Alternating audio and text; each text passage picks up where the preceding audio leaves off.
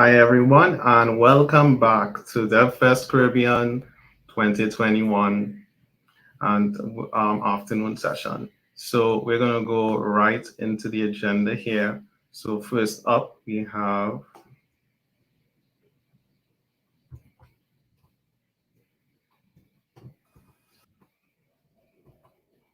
Asita, who will be talking about her talk is on a chatbot that helps you learn to code. Then we'll have a spotlight interview by Daswanti Prasad, and we're very happy to have Ingrid Riley with us for an interview, as well as Elaine Montia, Elaine. And then after that, we'll have a presentation by Miss Tanya Luke, and closing us off with a workshop from Ricolia Philip.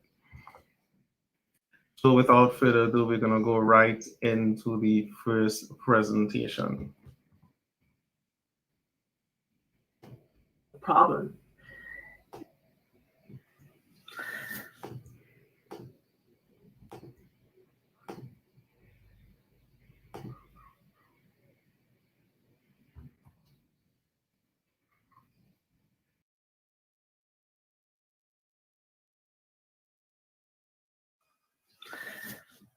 So I'm very happy to be here today. So let's get started. So my name is Asitan Kone. My first name is Asitan. I was born and raised in Martinique, which is a French island. So I'm going to talk to you about this. I created Code Histoire, which is a platform to help people to get better at coding, just to learn to code.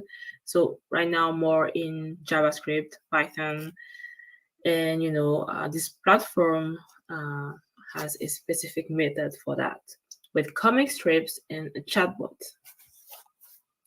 So the plan for this presentation is to talk about the genesis, how I end up with this project, then the stack, and finally the demo.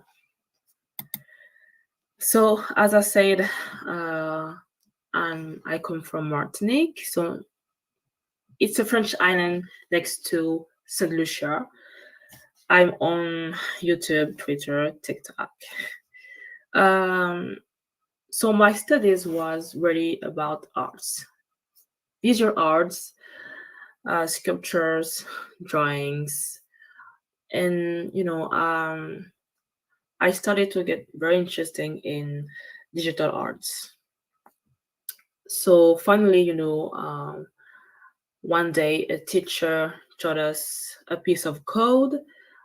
It was just a for loop, and I was so impressed. I really wanted to do this.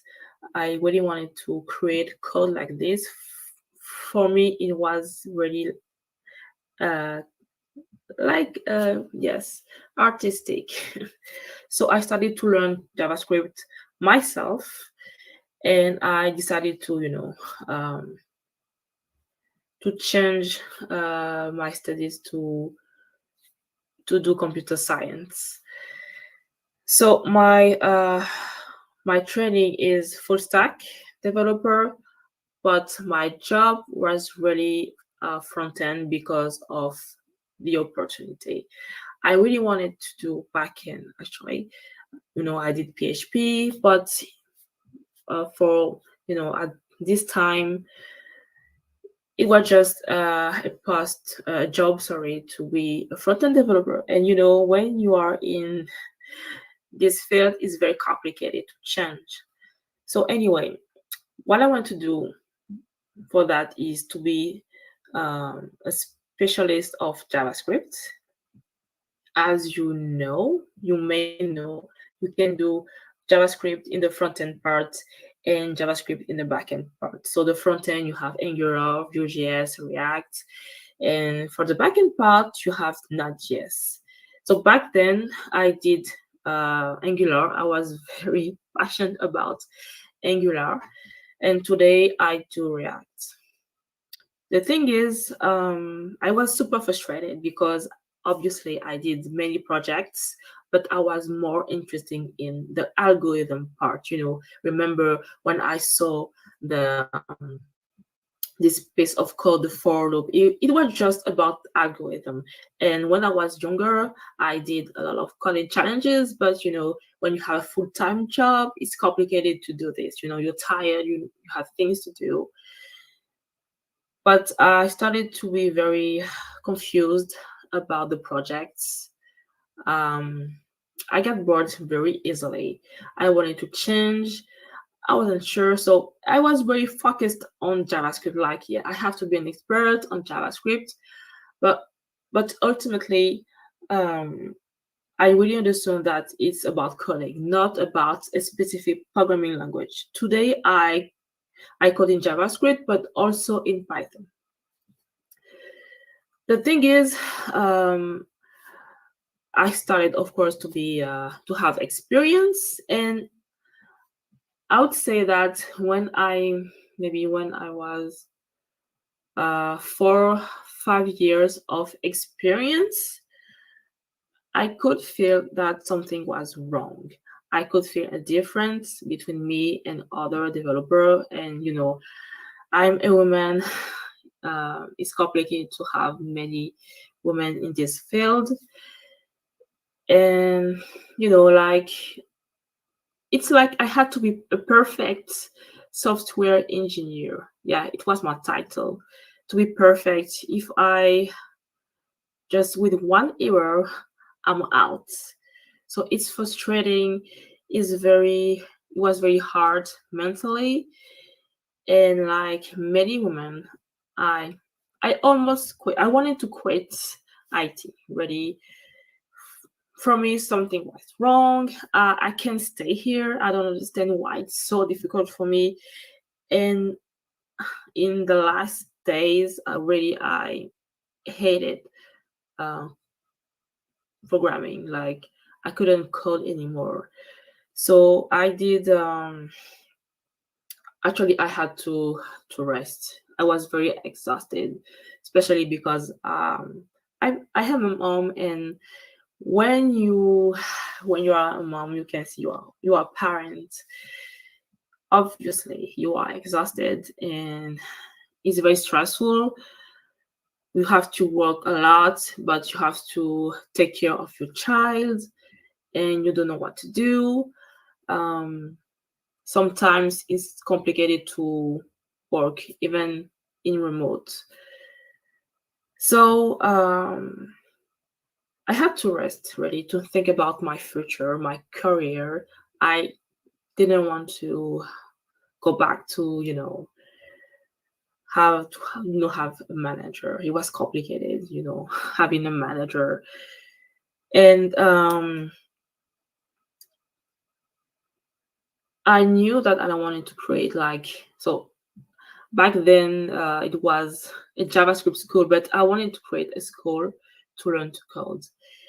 And as I said, for me, programming languages, it's not important. It's really learn to code something, to programming, to think as a web developer, software engineer, whatever the title, to think, how to be able to resolve something, to resolve a problem.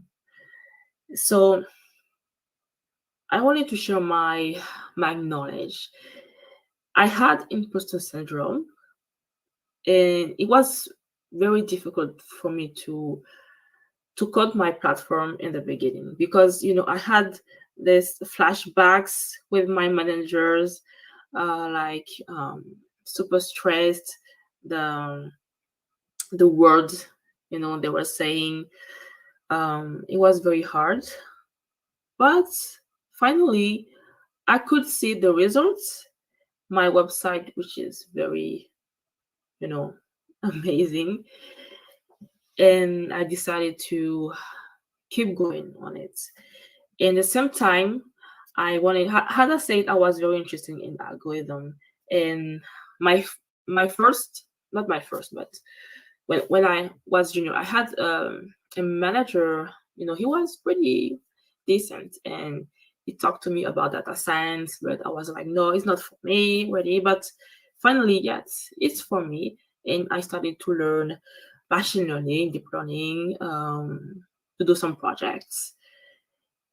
And I really wanted to implement this in my platform. So my startup is, I have an incubator to help me with workshops, on many subjects, marketing, how to grow my startup.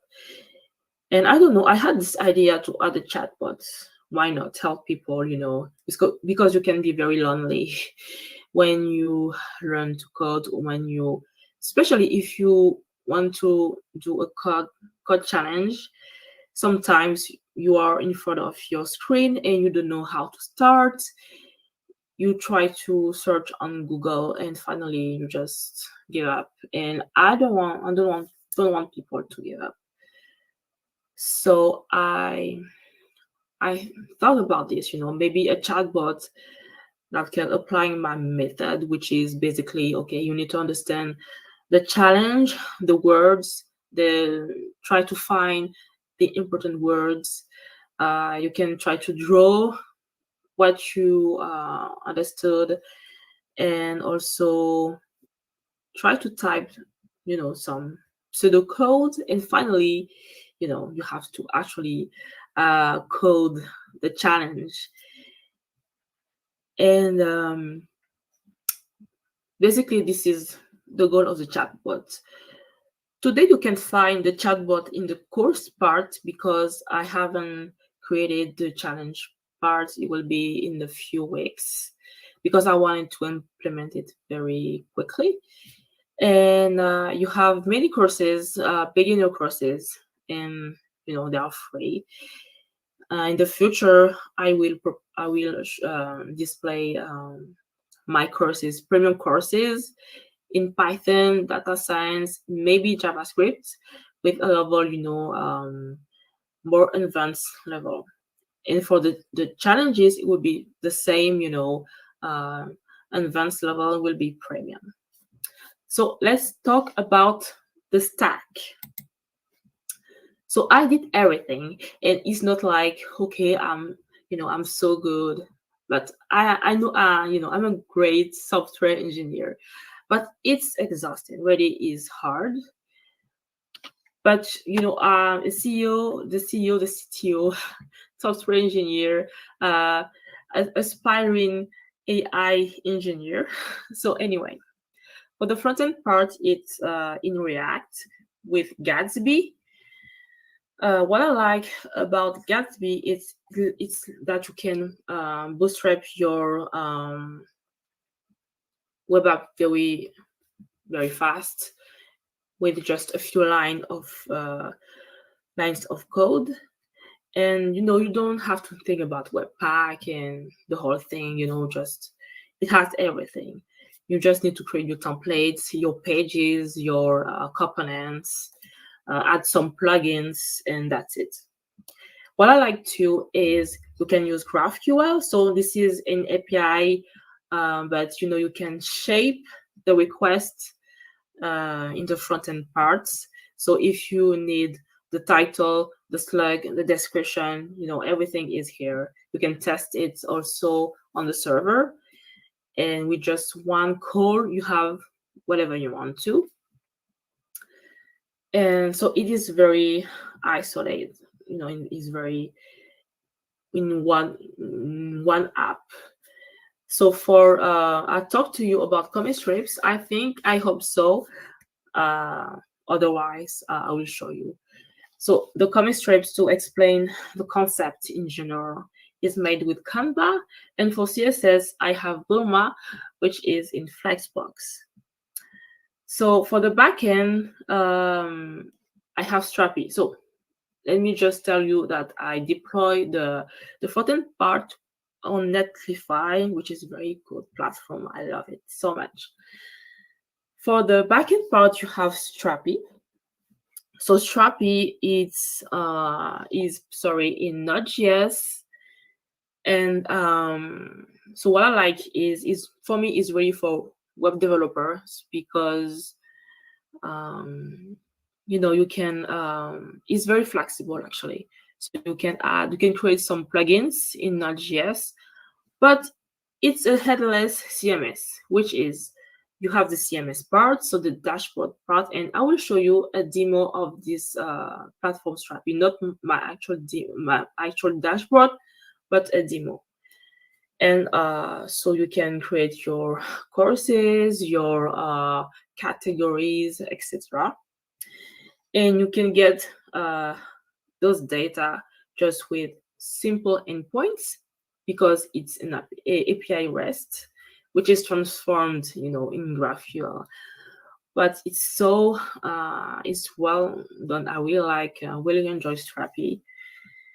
For the backend, I have PostgreSQL, and all is deployed on Heroku. So I have the add-ons PostgreSQL for Heroku. And that's it for the front-end backend.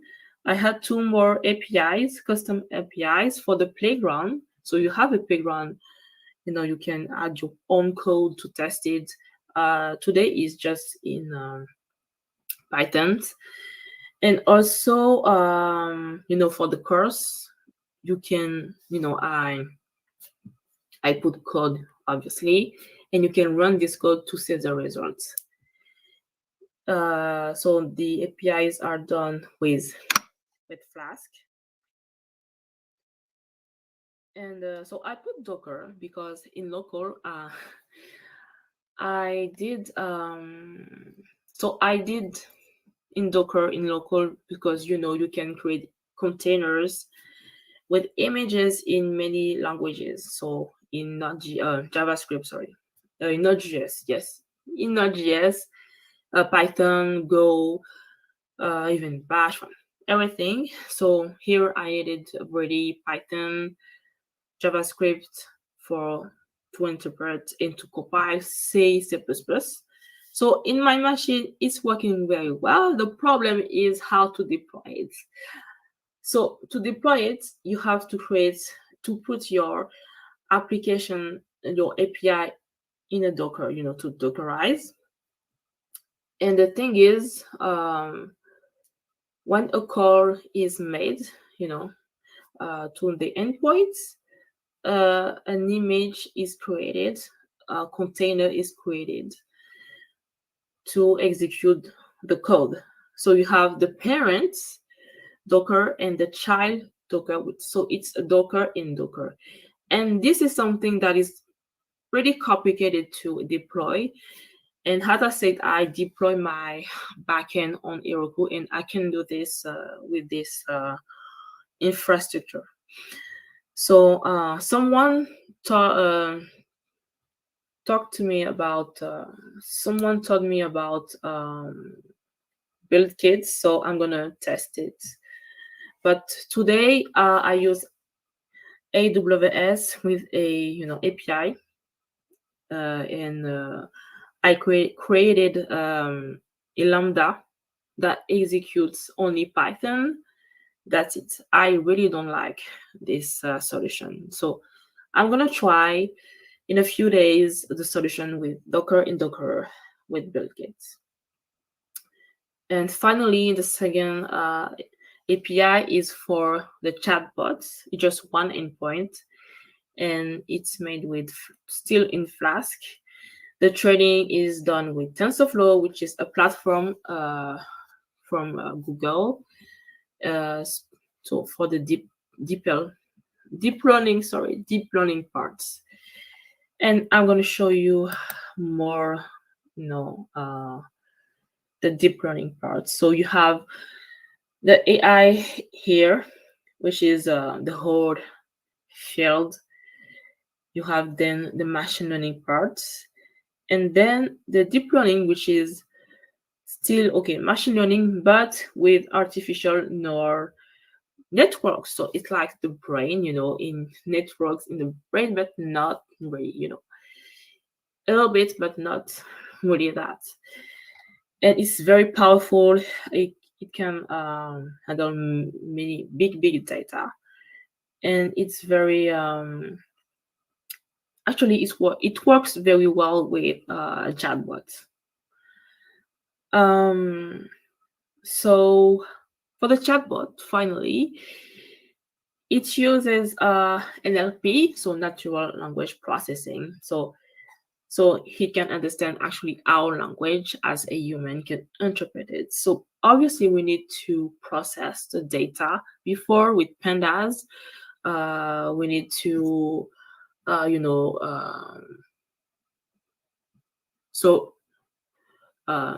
transform the words into tokens, and the whole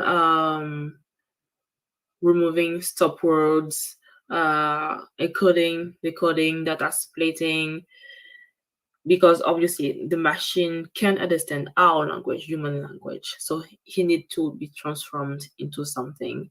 And when we send a sentence, it can interpret it with probability. What is the probability to return, that my responses matches to these answers, and really is working very well. But it's more about NLU, which is natural language understanding, because the chatbot is trying to understand the question. Sorry, is trying to understand the question. So now I think it's the demo part. Yes. So just going back to the page. So yeah, I talked to you about Strapi. So here it is, just the demo, not my actual dashboard. Okay, so you can have many, you can create content, add images, figure types. It's very, very, very good CMS. So go this one. You have many things. You have to be logged to be able to access to the courses, but you can access to the guides, which is the courses, but more in the article way. You have the introduction, and you can see the comic strips here, the code. So you have the catalog, and with free courses so programming, you can see programming, data science, mathematics, SQL. You have games, so quizzes are free. Okay, you can practice, obviously. These challenges, I hope, will come very soon. You can, send your email to be informed. Events also very soon. As I said, you have the playground. Okay, so you can write everything you want to. You can print whatever, but I prefer show you actual code in our courses. So for example, you have the loops. Okay, you have some informations, you have an animation, so you have to be logged, as I said. And so sorry. So okay, many things. So the comic strips here very separate in 3 things. The first one is more about what is the input, the purpose of this function. The second part is a video showing the process. Actually, you can see informations about, you can see bigger the process. Here, the purpose is very, everything has to be dubbed, And finally, the third is more about what is the results. Okay, we wanted to double everything, and now everything is 2 times more. Some explanations about loops. Okay, about this chapter, formula and the complexity, the guide, as I showed you You can actually have some annotations here, sorry.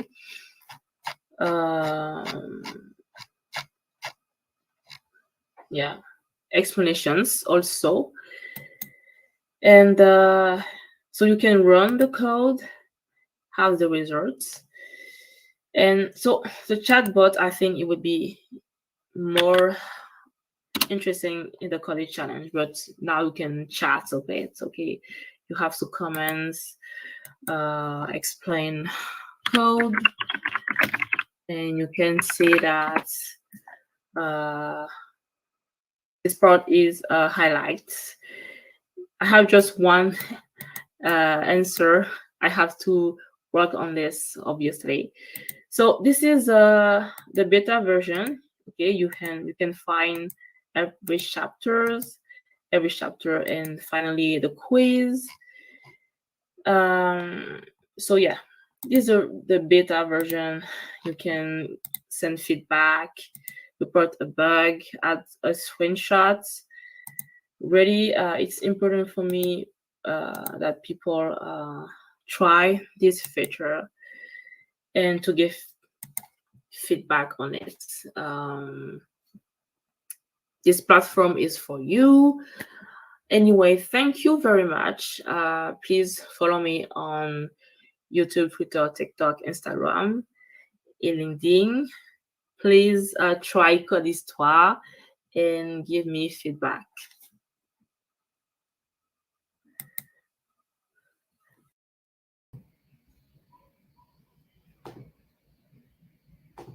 All right. That is a wonderful presentation, Asita. Thank you. That is very impressive what you did there. That's a whole e-learning platform to help walk you through coding. And that's something like, we're seeing the prevalence of that growing, but what you have there is so special. You have an interactive chatbot. So you kind of have a guide who you could also ask That's it. for guidance. So can you give us some idea of where you got that idea or how that came about? Can you repeat, please? Sorry. Oh, sorry. So can you give us a bit of an idea behind the inspiration of integrating a chatbot?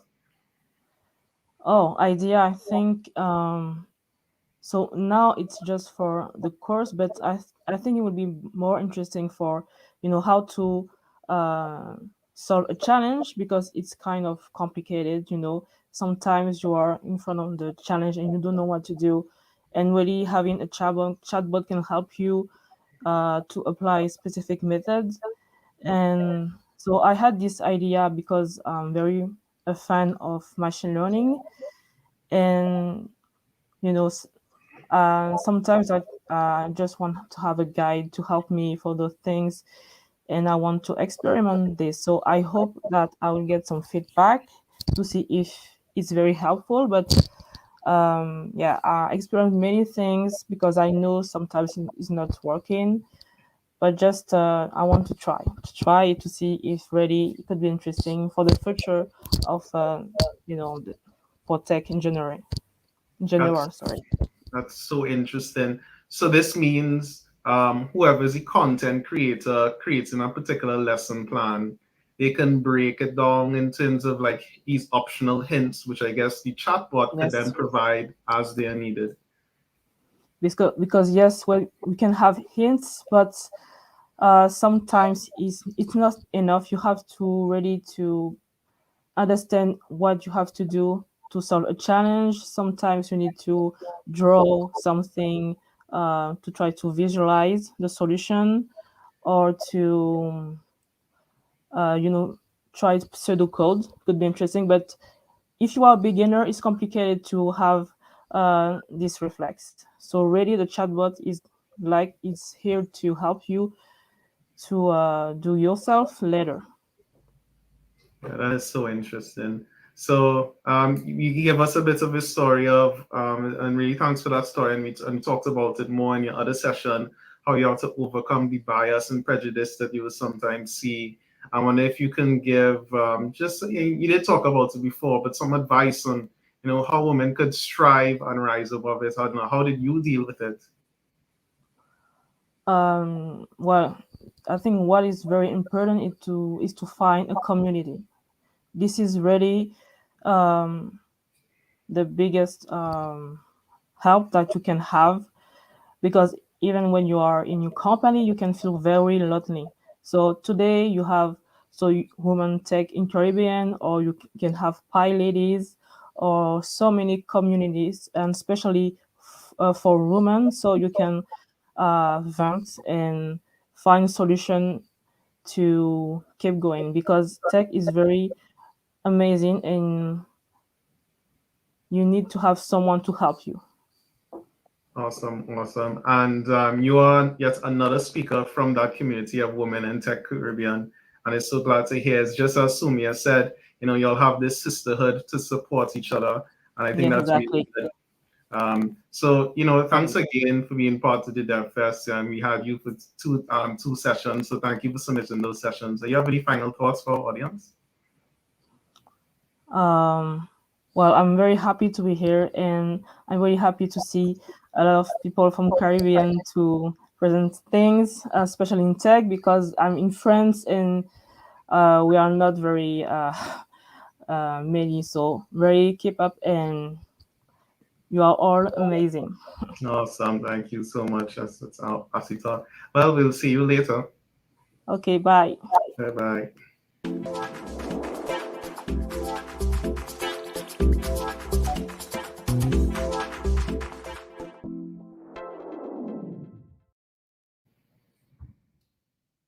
So up next, we're going to go right into our next talk.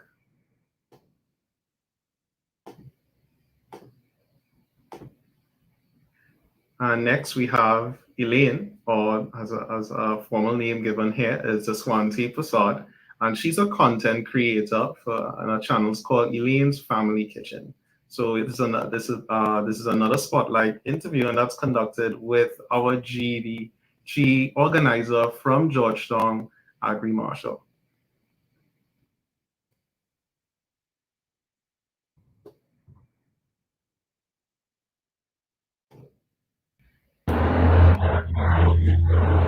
Hi, Elaine. How are you? Hi, I'm All fine. right. This has been one of my uh, most anticipated interviews for the first 2021 because I've heard so much about you. I've seen your videos on more than one platform, and it's good to have the opportunity to interview you today. Um, Tell us, who is Elaine Prasad? Well, I am a mother and I have grandkids. Okay, And I love to cook. right, I start cook on an early age, like 8 years up and come up, right, um, because I didn't get like schooling right, of certain situation with my parents. And so that is it. I love to cook. right. That Good, is my passion of cooking. good. So tell me something. How did you get started in terms of doing your first uh, live video? Okay, when I was in Florida by my daughter's backyard kitchen, and she was doing cooking live and video, and Okay, I was in the video, and she told me, "Mommy," at the video them, she told me that a lot of people, like me and like the way how I speak. right. Mommy, your you should start your own Facebook page. So Wow. that's what I did. Okay, great. So, so your daughter inspired you to start doing lives on Facebook. Great. Tell me, um, have you seen anybody else doing live on Facebook apart from your own daughter that you really admire or inspire you in terms of when you're doing your recordings or your live, etc.?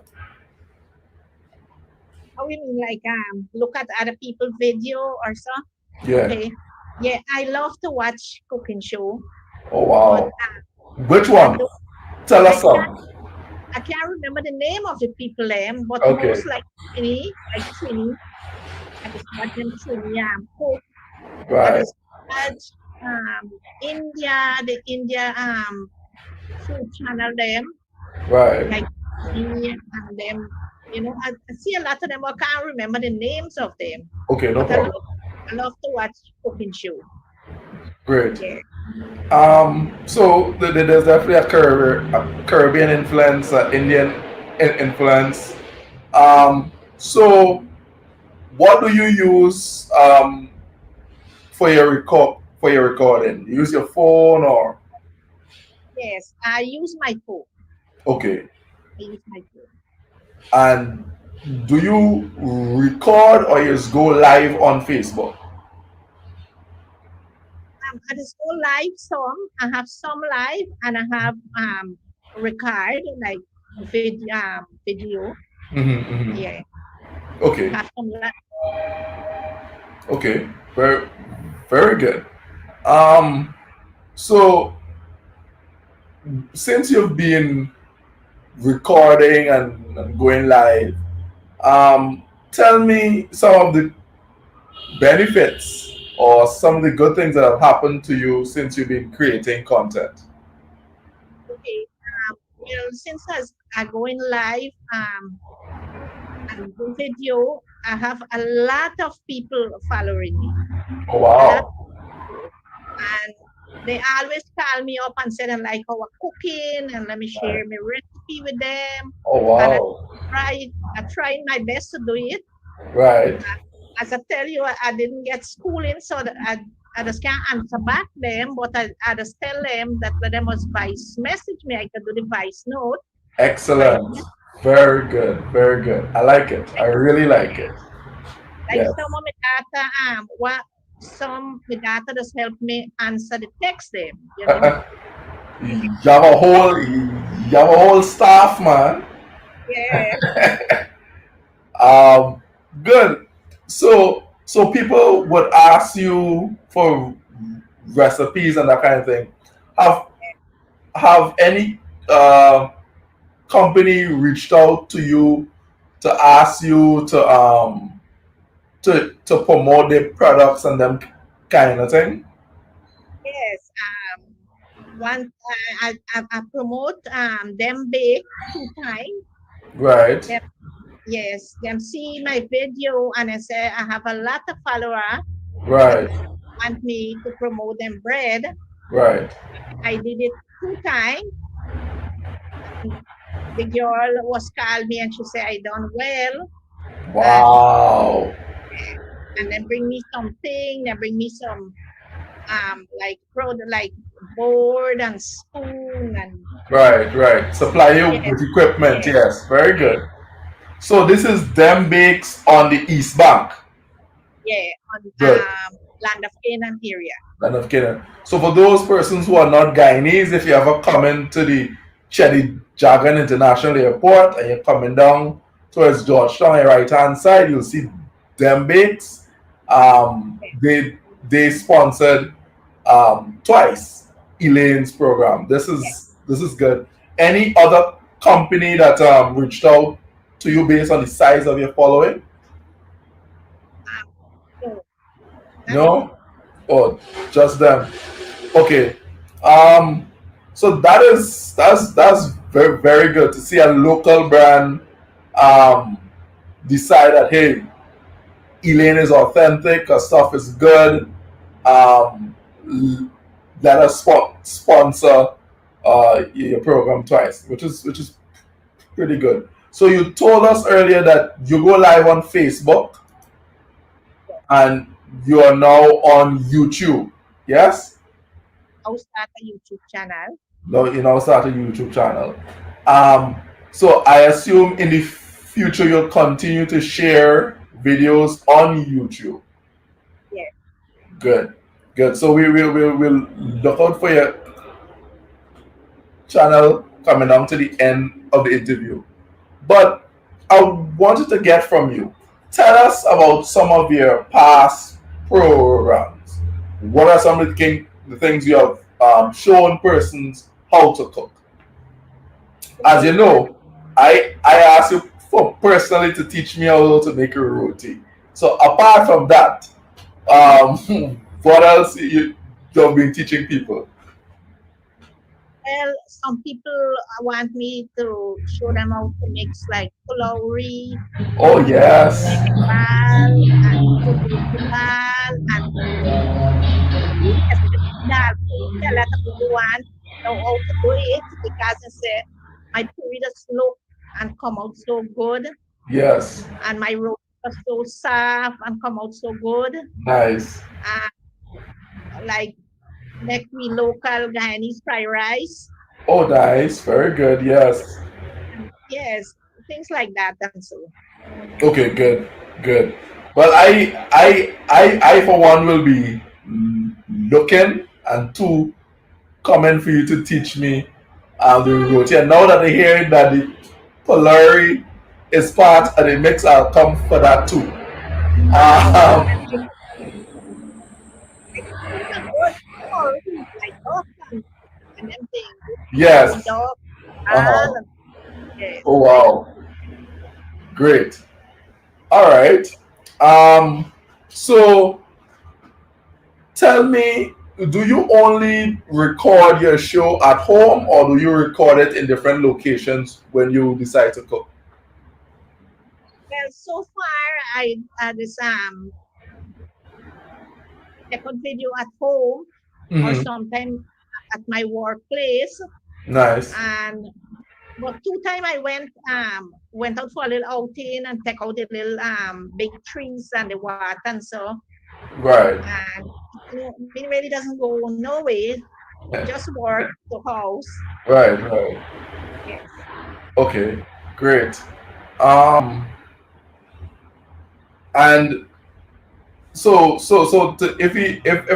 if persons were to ask about the type of videos, is mainly cooking videos and 1 and 2 videos when you may travel or go out somewhere. Yes. Good. Very good. I will try more like when I go out because I was starting YouTube like to get some pictures and so. Good. Very good. So in the going forward, what kinds of things do you think you would be doing on your channel that persons can look forward to? Well, as I say, I love cooking. Mm-hmm, I would try cooking less more like and let people learn. Other people could learn from me. Like how I learn. Right. So, like I said. Right. Tell me some of the things that you may, if someone looking at this video in the future and they want to help you with your channel, what are some of the things that you would want them to help provide for you?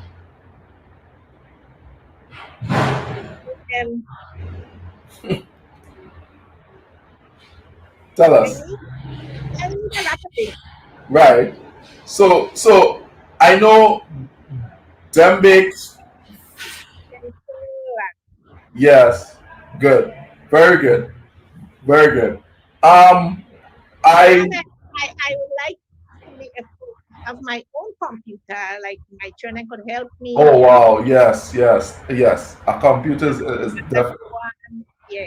Right. Good. Very good. Good. What is the name of your Facebook page or YouTube channel? Elaine Family Kitchen. Elaine's Family Kitchen. Okay, But great. I start my YouTube with my right name. Right, That's what Prasad, and then I put Elaine Family Kitchen. right. So look for Elaine Prasad or Elaine's Family Kitchen. Yes? Great. All right, Elaine, thank you very much. Anything you would like to tell the viewers before we go? Um, I would like to thank everybody that looking at my video and my live.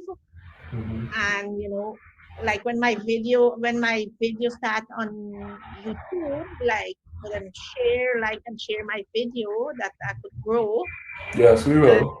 anybody like want to do something like me for cook, and they ask me on the phone or wherever I could help them out. And Nice. I come from Norway in cooking, and I could do this. Right. So yeah. All And I right. want to, my daughter Sandy and Monica, that they Ah, encourage nice. other children, and especially Nessa, my good friend. I working with she encouraged me a lot, and Yes, yes. partner too. Them tell me I have the ability and Yes, could you do it. do. Yes, So I want to thank them and thank everybody that like and share my video. yes. And Yeah. thank you so much to interview me. Yeah, this is no problem. Whenever you want to roti, you tell me. I will send Yeah, it to you. listen to me. I will be calling you. Listen, I have no shame. No shame whatsoever. All right? I will be calling now and I'm not gonna order roti, palori, egg ball, and Guyanese fried rice. Listen to me, my list getting long. Uh, so I really thank you very much, Elaine, for agreeing to do this. And this is what content creation is doing across the region, across the world. And it is for us at the Google Developer Group Georgetown, and by extension, the GDG chapters across the Caribbean, who would be all seeing this video. We want to encourage persons to get into content creation, like yourself, because who knows where it will definitely take them. Thank you very much for your time, Elaine. And we will definitely be in contact because in the next year or two, we'll probably do a follow up to see where your YouTube has gone, how your followers on Facebook, and if there have been any advancement in your content creation career.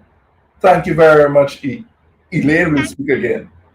Thank you so much, and you have a blessed day. Same to you. Oh, bye-bye. Bye-bye.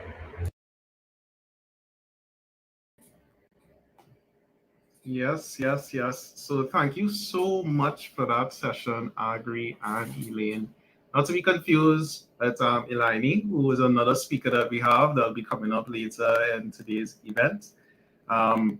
I can definitely see how Elaine was an instant hit on YouTube. She has such an authentic Caribbean endearing spirit, and we really look forward to seeing more of her content. It's so great. I think that's really important for the preservation of culture.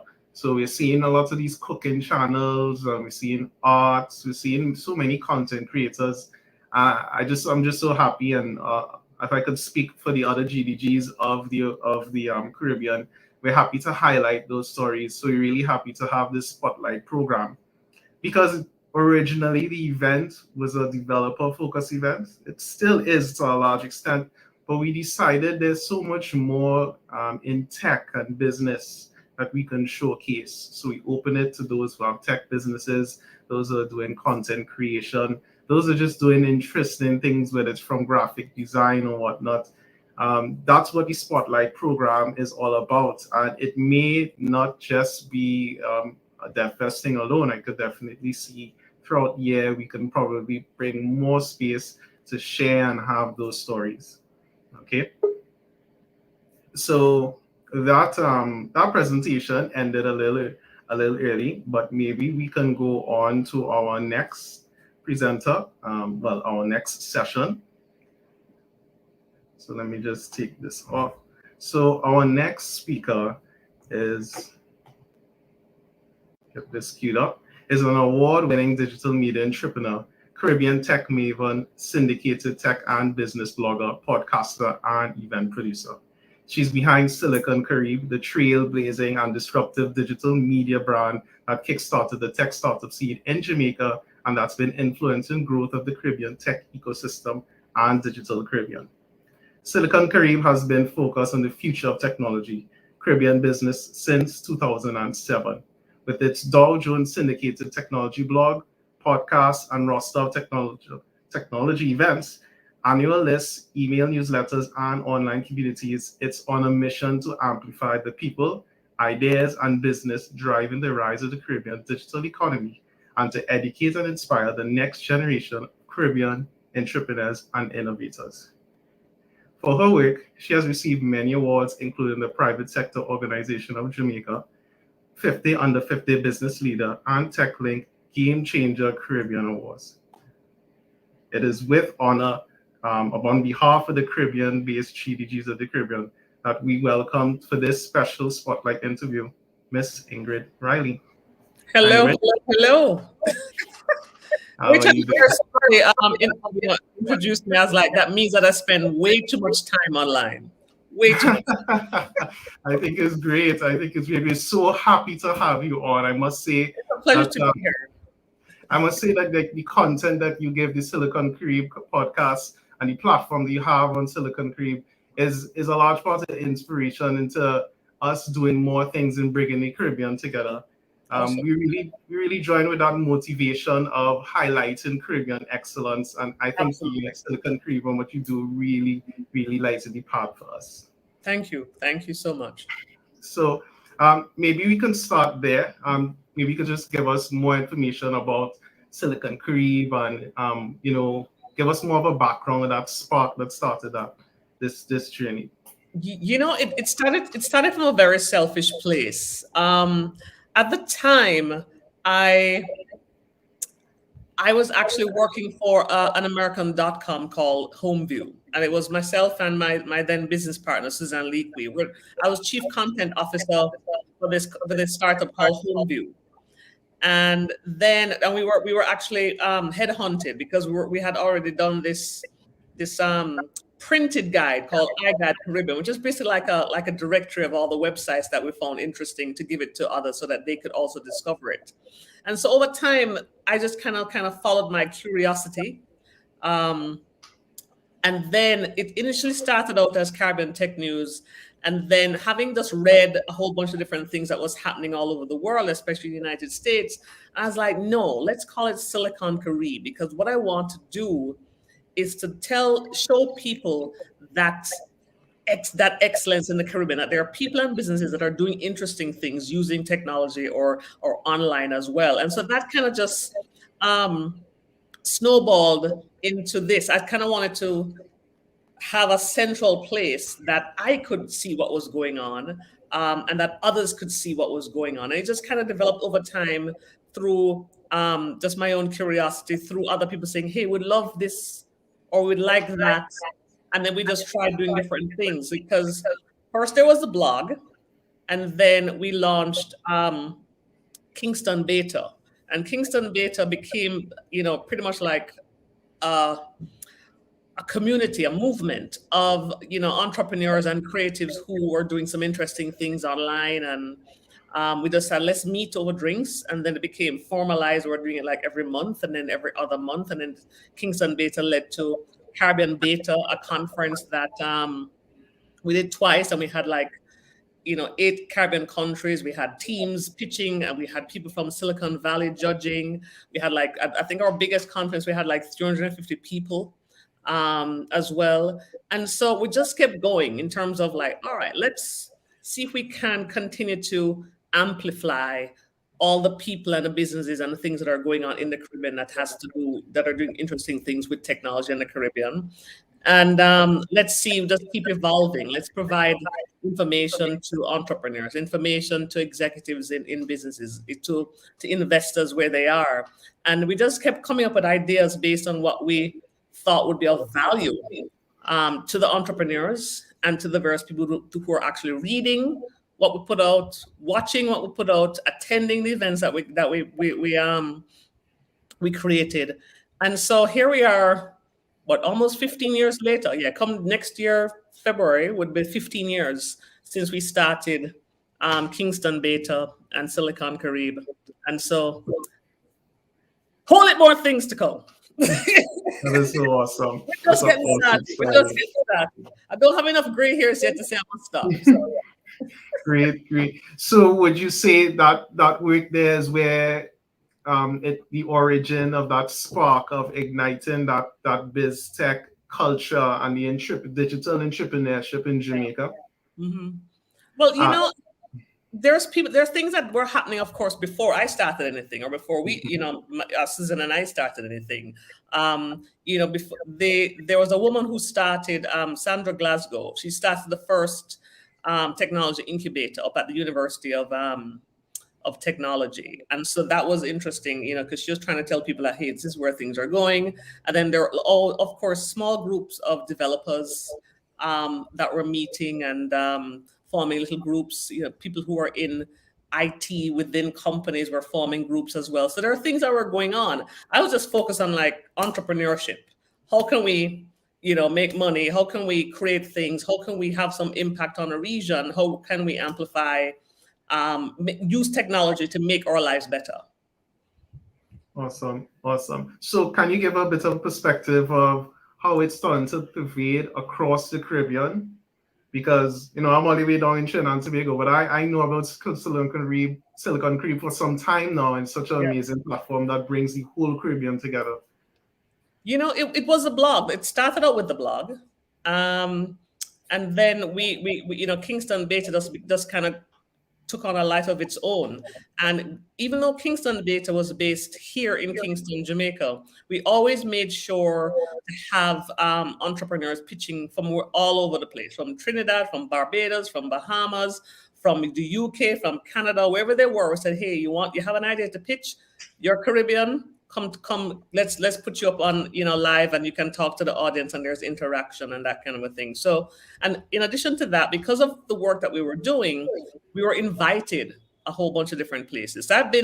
My first time to Trinidad was not for Carnival, right? Unfortunately, but yeah, it was all business. It was to come there to judge, Trinidadian startups, or to come there to speak at a conference as well. So that's kind of how we kind of made our way around, the Caribbean, because we were invited to do different things with entrepreneurs or people who were facilitating entrepreneurs on the ground. So we kind of go wherever we were invited. And so that took us to a number of places across the region, thankfully. That's interesting. So I'm curious, because I remember an event called Startup Weekend. Is that one of those conferences? Yes. We were the second Caribbean country to bring the Startup Weekend franchise to the region. I think Martinique beat us by a couple of months. And so, so we had Startup Weekend way back in 2013. And that was the one and only one that we had, but it was fantastic. It was sold out, and it kind of unearthed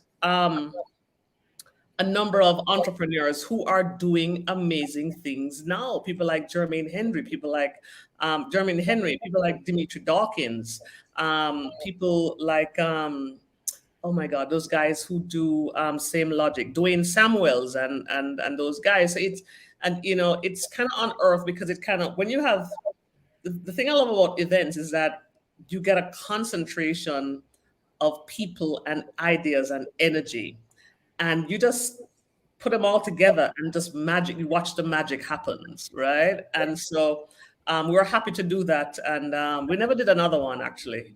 But that just we went on to do other things. Yes.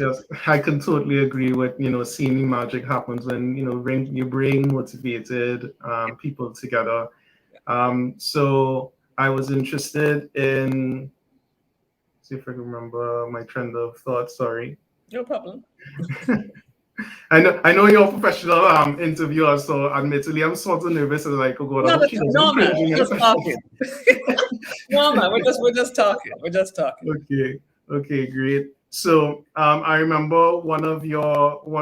I was watching your podcast episode on the future of the Caribbean content, right? And I was interested in your perspective in dealing with all these content creators. What makes Caribbean and Caribbean diaspora content so special as opposed to the other regions, and how are they similar? Just simply who we are. I think sometimes we take for granted how fantastic we are and how excellent we are and how creative we are and how influential we are. I mean, as individual nations, but also individual nations to the world, but also the region to the world. And I think that's been one of my theses for what I call Silicon Caribbean or Digital Caribbean, which is I think each Caribbean nation should sit with itself and figure out, if they haven't yet found out, what it is that they're excellent at, what it is that they have a unique advantage in, and pair that with technology and just double down on it and send it out to the rest of the world, send it out to the rest of the Caribbean. Because I believe that, or where it is music, art, fashion, design, whatever process, innovative processes that are unique to us, we should own it, be proud of it, find ways of sharing it, monetizing it, and having it have a positive impact on where it's from, which is pretty much the country, and of course the region and the world. And and that is no different from whether it's a podcast or a video or a film or animation. We must realize that Caribbean stories are valuable and valid, and that we in Jamaica want to know more about Trinidad and vice versa. We want to know what is happening in Barbados and Bahamas and Guadeloupe and Puerto Rico. We want more stories in whatever form they take, and the world wants more of our stories. And I believe to not just want our stories, I think it is our imperative to change the narrative that we are beyond a beach, that we are going digital, and that we're more than simply a beach. We have brains, we are excellent, we are inventive, we are creative, and so it is our duty to tell those stories about ourselves to the world and not wait for other people to define us and tell us what it is about us that is good or valuable. And that's pretty much my thing. Yes, I totally agree on that point on visibility and the Caribbean people controlling the narrative. Absolutely. And in that very same episode, something that really changed my perspective, when they were talking about the audience and the size of the market who would be interested in the Caribbean content. And first I would think, okay, well then there's just the Caribbean population itself. But then you all made me realize, wait, there's the Caribbean diaspora, ones that are all over the world. And then not just in this diaspora, there's so many people who are not born in the Caribbean, but they love the Caribbean. That is correct. We are vacation destination. Yes. Right? Yes. So our audience is way more larger than that. I wonder if you could speak more on that point. Absolutely. There's that's why I love the internet, and I spend way too much time on it, right? But there's just so much to discover, and so much to learn, and so many people from varying backgrounds to connect with. And if you just even look at, let's say, Netflix as a platform, and it tells hundreds and thousands of stories from how many dozens and dozens of countries around the world. I'm sure based on wherever you are, you may be curious as like, let me look and see what is going on in Africa, or let me look and see what is going on in India, or let me see what this Asian story is about. Let me see there's a Trini movie on here, there's a Jamaican movie on here. I just believe that at the core of it all, wherever we are from the in the world, we're human beings, and there are a lot of things that we have in common, a lot of drives and a lot of dreams that we have in common. We just happen to live in different parts of the world, and we just happen to have a different lived experiences. But at the core, there are some things that tie us together. So I just think as human beings that we should be curious. We should give in to our curiosity more, and realize that, God, people are interested in what is going on in a region beyond just simply coming to the beach or going to a carnival. That's fantastic, but like anybody else, we're multidimensional, and it is all right to show all the various parts of who we are, not just simply one part because it serves a particular purpose or a particular group of people. We've got to be multidimensional and take that approach in terms of how we create our content and who we seek to have it connect with. Yes, I agree. And I think when something you mentioned there, that kind of reminded me of something that you talked in that same episode about the Caribbean falling in love with itself and embracing itself.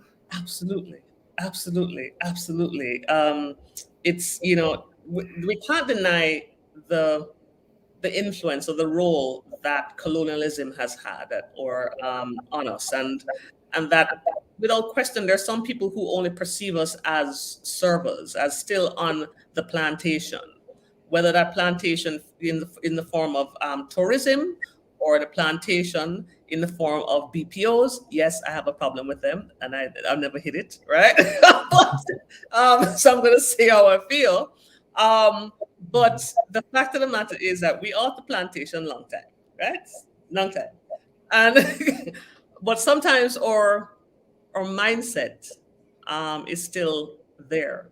And so we have to, develop some level of self-awareness and self-appreciation and self-love and ground ourselves in that self-value, because we are amazing people. In the 15 years that I've been doing this stuff in this technology and walking around the Caribbean and walking in the diaspora as well, we are no different than, whoever it is. Because I've been to Kenya, Silicon Valley, New York, Atlanta, Miami, in terms of entrepreneurial ecosystems. And there are people there who don't know their head from their toe in terms of what they're doing, but they're out there bigging up their chest, say, yo, this is what we're doing. And of course, there are those who are just amazingly brilliant. We are no different. I just think that it's our mindset sometimes that slow us down with that lack of self-belief. And we're waiting on some validation from somewhere else when we don't need it. We have it already, and we just need to own that shit and pair it with technology and pump it out to ourselves and to the rest of the world. Yes, and I totally agree, and I think that's part of the effort here in sharing these stories and making people turn around and turn their heads to limit. This is in the Caribbean. This is exactly. Every time I went and spoke overseas and say, hey, I remember distinctly. I was in Washington. I went to this OAS conference, so they called me to say, hey, Ingrid, come and do a thing on what you're doing down there. And I was like, it's not just me, eh? There are a whole bunch of So I went and took my slides and took the story and showed them. People are like, seriously? I was like, yeah, it may be smaller in numbers, but it's no less significant. So I'm just trying to tell you that there's a lot of stuff happening that is beyond the beach and will continue to happen beyond the beach. If you want to be a part of it, knock yourself out. Come. If you don't, then you're missing a boat, and you're missing a very, very significant part of what is being developed in this world. So you have a choice. Yeah, and I want to talk a bit about the idea of the Caribbean identity some more. In organizing this event, again, this is GDG Caribbean. So these are the GDGs across the Caribbean. Yep. I remember the year before, was our last in-person event, and we had Agri in Trinidad, and we had Joel Dean from Jamaica. Yes, Joel. Yep. And we had this really good afterwards. We just went to the restaurants and just talked with each other. And it really made me investigate what is my national identity, because things that I thought were essentially Trini is clearly more on the Caribbean level. You know, I thought that was my nationality is really, wait, you all have the same problems, you all have the same issues and motivations. I wonder if you could speak more on that and, you know, that Caribbean identity that brings us together. Absolutely, and again, that comes from a shared history of colonialism or what I call you know, not so even distribution of wealth and knowledge and certain things. And yeah, and again, but it also goes back to that we're all human, and so without question, there are certain cultural things that we can identify with. Because you guys in Trinidad may have a different name. Some people in Belize or Bahamas or Bermuda may have a different name for it, but it's still, the essence of it is the same. And so, but there's things that are just simply completely unique, right, to Trinidad, to Jamaica, and that we tend to cross-pollinate based on how much, you know, interaction we're doing. Because we all know the Trini guys like the Jamaican girls, yes. So, so I'm not gonna deny. So you know, there without question, there are definitely some things that we share as Caribbean people. You know, in addition to the fact that there's some things that are uniquely Jamaican or uniquely Trini or Bahamian or Bajan. You know, so yeah. Great.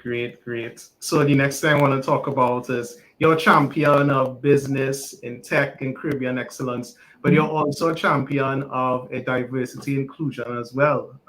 We can see in your podcast episodes that you're also highlighting stories from minority groups and women and the women of the diaspora. I wonder if you could talk a bit about your efforts there and your history with that.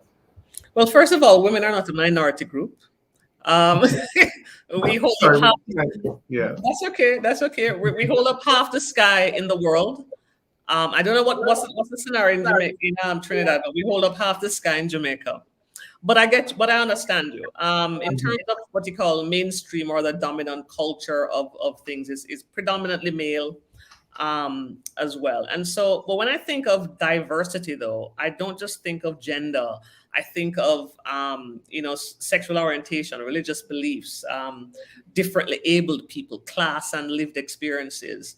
Because for me, the diversity, that kind of diversity anywhere lends for better ideas and better solutions and, you know, different approaches to things like creating products or how we make money, you know, or, you know, how can we do, you know, have a, you know, positive impact on the community. So diversity is really, really important, just because it should reflect what is out there in the world.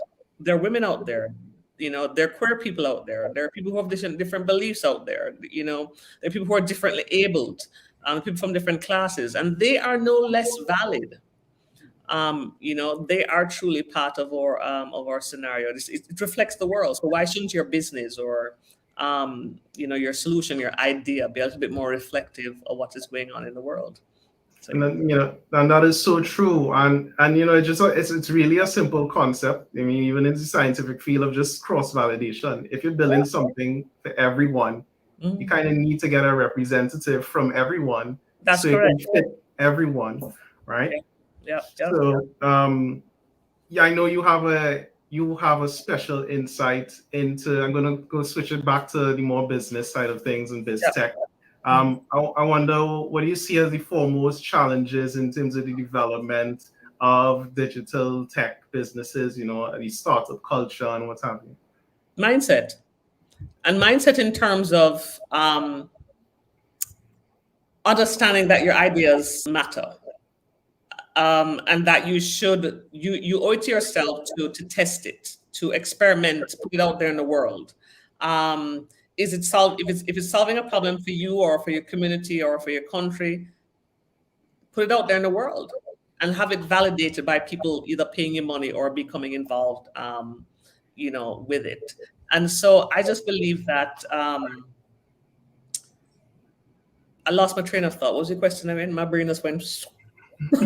That's no problem. It's like the challenges that we see. Oh, If you want to have a tech startup, right. what So do the you call it? mindset, the mindset, and also, and then also, and that mindset in terms of having an idea, and you also have to have a spirit of experimentation, and a knowing that it's okay to fail, because we know, because of our, either it could be religious background, or how we were raised, you hear, or because we come from a certain kind of class, that failure is not an option. I was like, that's horseshit. Failure is part of the process. You're going to expect, we fail every day. If you're not failing every day, it means you're standing up in a corner doing nothing, right? Not a damn thing.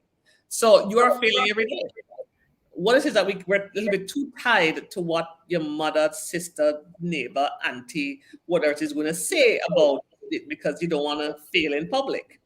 You have to get to that point of confidence, understand that it's a process, and be confident to say, you know what, I will probably be failing for a couple of weeks, couple of months, couple of years before I hit. And you only have to be right once, and you hit that sweet spot, and you go, yeah, I'm here, right? So that whole mindset around being confident in the ideas, having that spirit of experimentation, having that resilience around the openness and resilience around being okay to experiment and to fail is really, really, really important. If you read any biographies of anybody who's, you may consider to be successful and happy, you'll always hear a bunch of failures, a bunch of tough times, but they learned from it and they powered through it and they moved on to the next. So I just think we have to realize that while entrepreneurship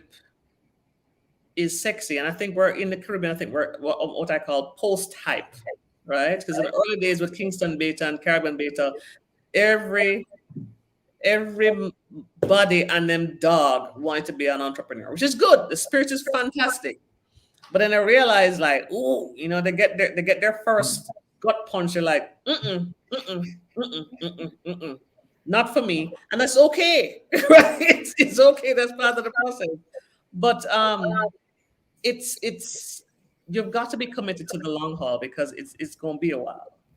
I mean, I still can't believe I've been doing this for 14 years. I was like, oh, I just started though, But here I am, 14 years later. So, yeah. Awesome. Thank you for that answer. But then, that makes me curious. Now, I'm admittedly, I'm a coder, right? I'm a developer, but I do talk with a lot of tech entrepreneurs. Yes. And I sometimes listen to their struggles. And I remember I was privy to one conversation where getting that investment, I'm not too sure about what venture capital is, but I understand there's something of a pitch and you try to get the investors on. Yeah. But the weird thing in Trinidad, from my understanding, I know entrepreneurship is all about risk, but then I hear this term risk-averse investors. Yeah. And that's kind of weird to me. And given that environment of the risk-averse, and then we're mentioning, we're talking about our mindset is about failing daily. How do you see the entrepreneurs, or how do you see these startups, CEOs trying to balance that? They're trying to get that investment, but they also need to communicate that you're going to fail fast and fail often. Entrepreneurs need to realize that, first of all, venture capital is not a panacea. Getting yourself funded by an angel investor or a venture capital is not a panacea. Your best investor, of course, is your customer. And so if that's what's called bootstrapping. It's called, if your bootstrapping is really growing your business from the revenue that your customers, gives you. So in other words, and that is valid. That is the best validation ever. If you know that you have created something that solves a problem for a bunch of people and they're willing to pay you for it. That is the ultimate, that is business. That is the ultimate thing that you're supposed to be going for. And so, and I get it. There's sometimes, without question, you do need money to scale faster, because you're in a market that you're competing, or you need to do something different. So you have to be smart. You have to be very clear about what your values are as an entrepreneur, because it means that you're going to have to go out seeking an angel investor, or venture capitalist, or whoever it is, or friends and family, who understands those values are also aligned with those values. Because not all money is good money. Not because there's a whole lot of money, it means that you should go take that money from that person, right? We've had too many stories here in Jamaica and across the region of people who took the wrong money and they got their ass kicked, right? So it's about understanding your values and be clear that who you're inviting to. It's almost like dating. You and your person have to be aligned with certain have certain values in common for it to work. The same thing when you're seeking to get investors. Seek the ones that are aligned with your values, and also the ones who are smart and patient. Which is why one of the key things that is happening right now is that there's a move away from venture capital more towards angel investors, because especially angel investors who have had their own successes, could be in tech, could be in sports, could be in music, but they want to get into this space to support, because they know that everything is all tech right now. See, that's why you have people like Usain Bolt investing in things, Serena Williams investing in things, Steph Curry investing in things, Snoop Dogg investing in things, Jay-Z, the list goes on and on, because they are successful as entrepreneurs themselves. They understand the journey, so they're going to be smart and patient, but they also want people who believe in what they're doing, and they're aligned, certain key values with them. So you just have to be smart about how you go about getting money. And you have to ask yourself, do you really need money? Or is that an excuse for you not to go about try and craft the best product that actually solves the best solution with the best price, and have the market tells you if that idea or if that is really a business or not. So yeah. Great. So I want to talk a bit about, as we mentioned, money and spending. Yes. When it comes to tech businesses and apps, I know I could speak for Trinidad. Maybe like 10 years ago, the idea of a Trinidadian paying for software, right? Paying for games. Piracy was a really big thing back then, and it sounds so such an alien concept. But now we're actually seeing sort of a change. We're getting more payment platforms. We're getting businesses online. I wonder if you could speak more about the change in perspective on the consumers. Are they being more comfortable in putting their money not just in the foreign applications or foreign software service, but on local providers as well? Yeah. Well, we've had that problem in Jamaica, and in some respects we still do. I think the issue has always been on both sides. Sometimes we entrepreneurs and developers don't have the language to communicate the value of what it is that we have created. And we don't have the language to negotiate with those people who have the ability to pay us for the solutions that we've created. And then there's the culture again of those corporations who have long, they've been sold to by the big companies or the whatever companies that this is the only thing you need, or this is the only way. And a lot of people buy into it. And a lot of the people sign multi-year exclusive deals with these people, and so they're locked in. And also because, again, it's that whole mindset and self-value issue where, as we say in Jamaica, if it comes from foreign, it's good. If it's local, it's bad, right? And so I think more and more now we're seeing where companies, medium-sized big companies realize that, what is created here in Jamaica, Trinidad, Bermuda, Barbados, is excellent. And is probably actually even better because there are nuanced things within our culture. That's right. There are nuanced things, problems that we on the ground see and can solve better than somebody who's from the outside in, who's trying to fit a round peg into a square hole. And so I think over time, as entrepreneurs and developers get better at communicating what their value and communicating the value of this product and service, and I think and able to market that and package it in a way that is world class and that is excellent, and that the people who are buying it and cutting those checks see that, oh my God, there is excellence here, there is amazing things here, then we'll see more of this happening. And so I just think it's a matter sometimes of a cultural growth, a market growth. But I always encourage entrepreneurs to learn how to speak the language of who you're trying to sell to. Learn to try to speak the language of people who as I say, know your customer. Yeah, know how them think, know why they buy, know why is it that they're spending money overseas but they don't want to spend it with you. Ask them why, and see if you can find a way of solving that problem. Because we know, you and I know, you're a developer. You see it there in Trinidad. Whoever is here from other Caribbean countries, we know how brilliant our people are. But sometimes they just lack a couple of pieces of knowledge that they can meld with that, so that they can actually take that leap into making some serious money.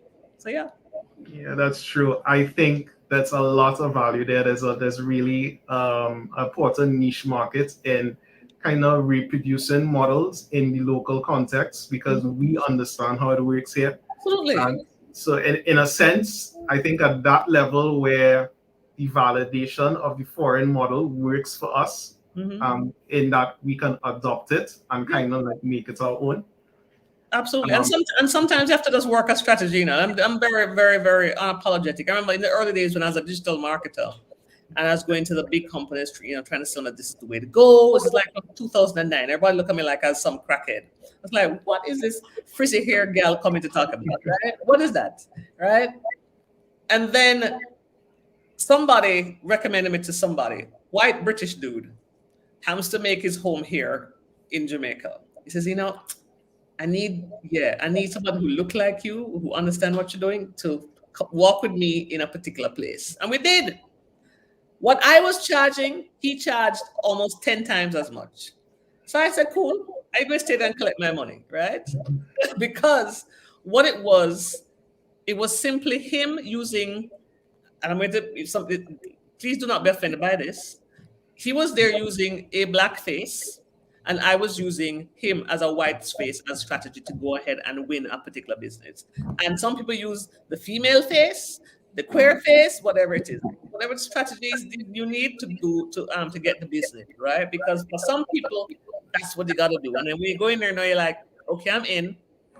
Yeah, let's move on with life. So sometimes some people have to do that. They use a older somebody who's in a particular network, them in Lodge or them in Kiwanis or whatever it is, whatever strategy you need to do. Sometimes you do that. You know what I mean? So I have done the white face. I've done bringing the white person. I was like, yeah, I'm with her. I'm with him.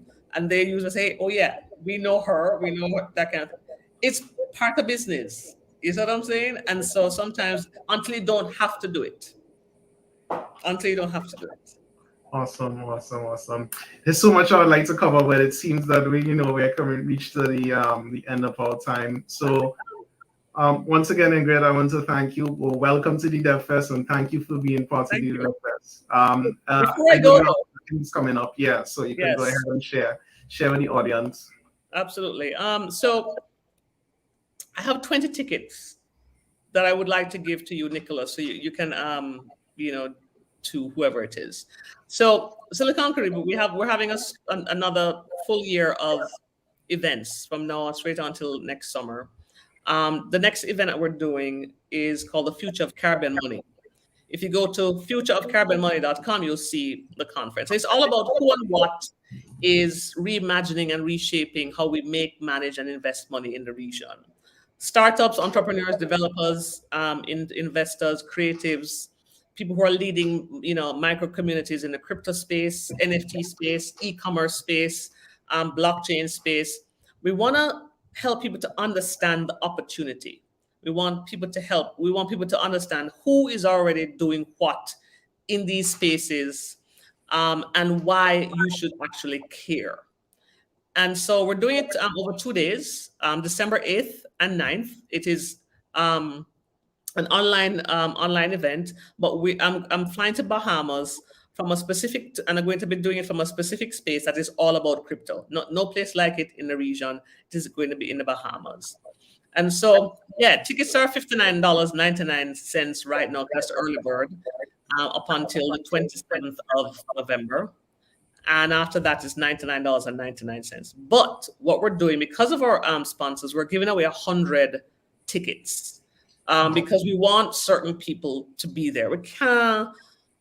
I don't want price to be a thing that leaves people out. But I mean, we're a media business, so we understand that. But I made sure to select a number of groups and people to say, you know what, give tickets to people who you really believe could benefit from it and who are genuinely interested in understanding why blockchain is important, what are the opportunities in crypto and NFTs, why understanding e-commerce and payments is really important to you as an individual and to what we want to create and put out into the world as an entrepreneur or a creative. And so I'm going to give you 20 tickets. Wow. 20 tickets that you know, thanks to our sponsors. We have Microsoft on board, First Atlantic up on board. We have two surprise sponsors that we're going to announce in another week. That when you hear, you're like, God damn, right? But we just kind of want as many people as possible hearing the stories of Caribbean people and businesses and what they're doing in these spaces. Global people who understand the opportunity, who say this is where things are going, but we understand what you're doing in the Caribbean is of value, and here we are as well.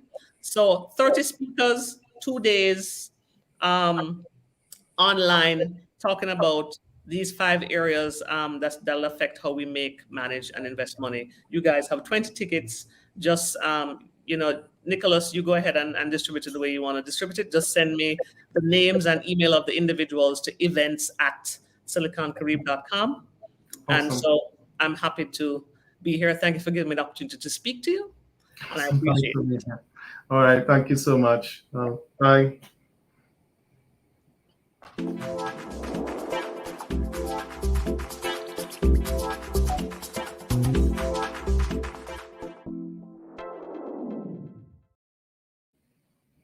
All right, that was such a great talk. So now we're going to go up into our next live talk with us. Let's see if I can get this.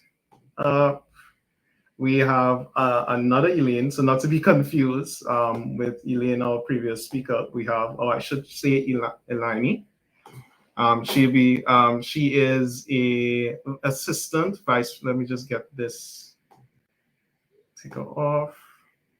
So Elaine Montilla is Assistant Vice President and CIO for Information Technology at the Graduate Center, CUNY, a Forbes Technology Council member and contributor, and an accomplished senior executive with 2 decades as an IT leader in higher education. Montilla is also a TEDx speaker, a Forbes Technology Council member and contributor, and the founder of 5X Minority Inc., a company with a mission to demonstrate how business can be powerful platforms for social change. So it is with my pleasure that I welcome Elaine Montilla to the DevFest. Let me just get this. So hello. Hi, Nicholas. How are you? I am doing great. How are you doing? Great. And I don't want to confuse you. It's been so many years of people calling me Elaine. Please feel free to just say Elaine. I don't want you to have to think about it. Okay, Only my mom calls me Elaine nowadays. All right. That's much appreciated. So I wonder if you could give us more of a background on 5X Minority Incorporated and what does it do exactly? Yes, my pleasure. And thanks for having me here today.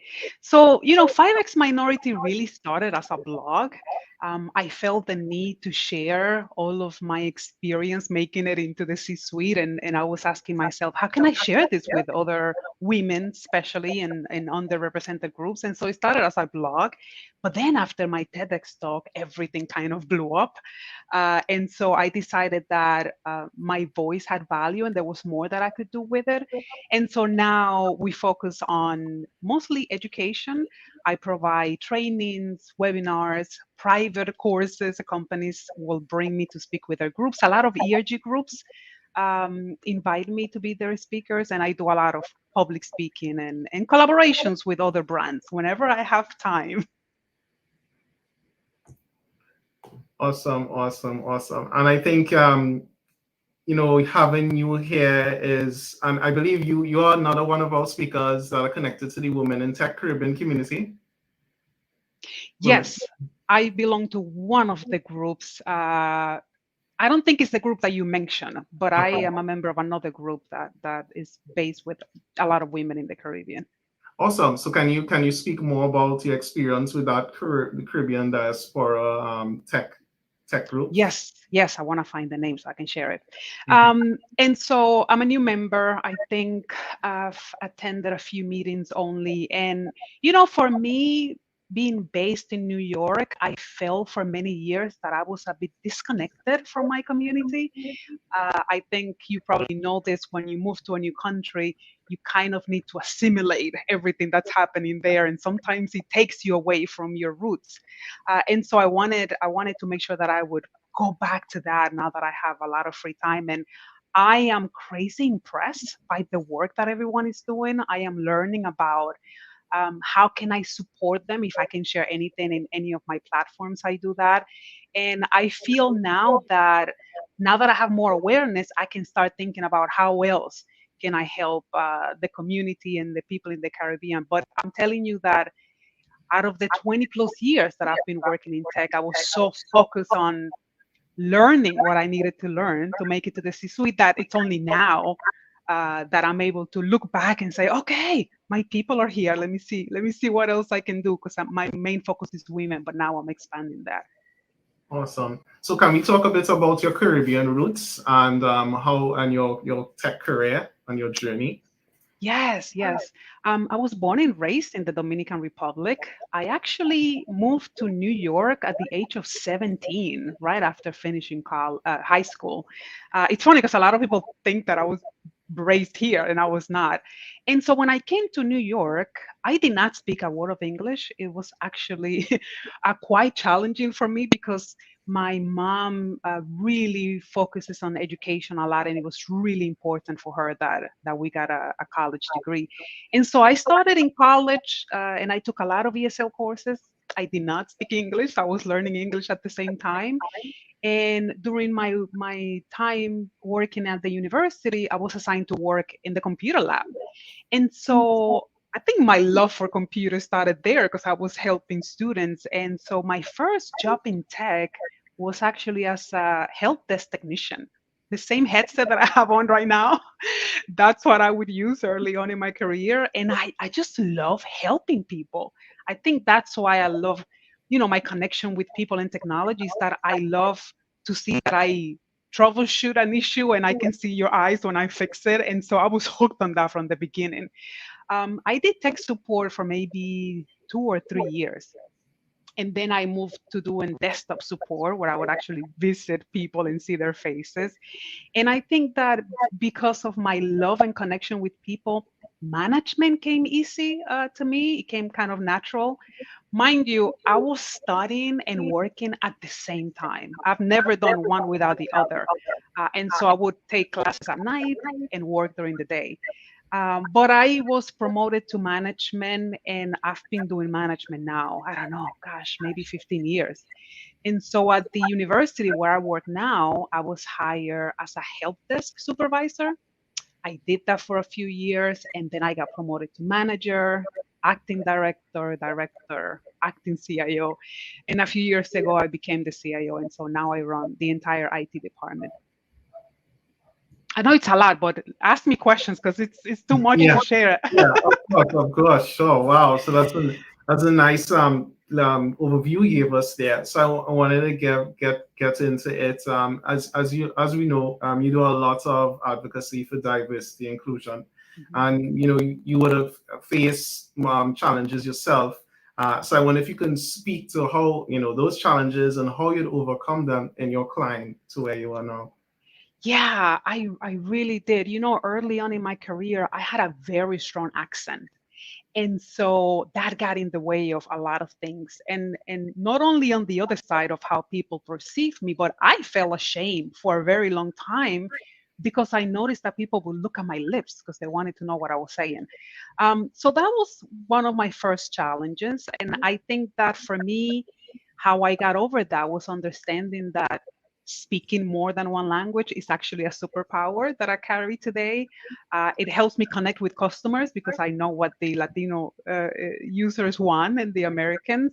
And so it was a change in mindset that helped me get over that.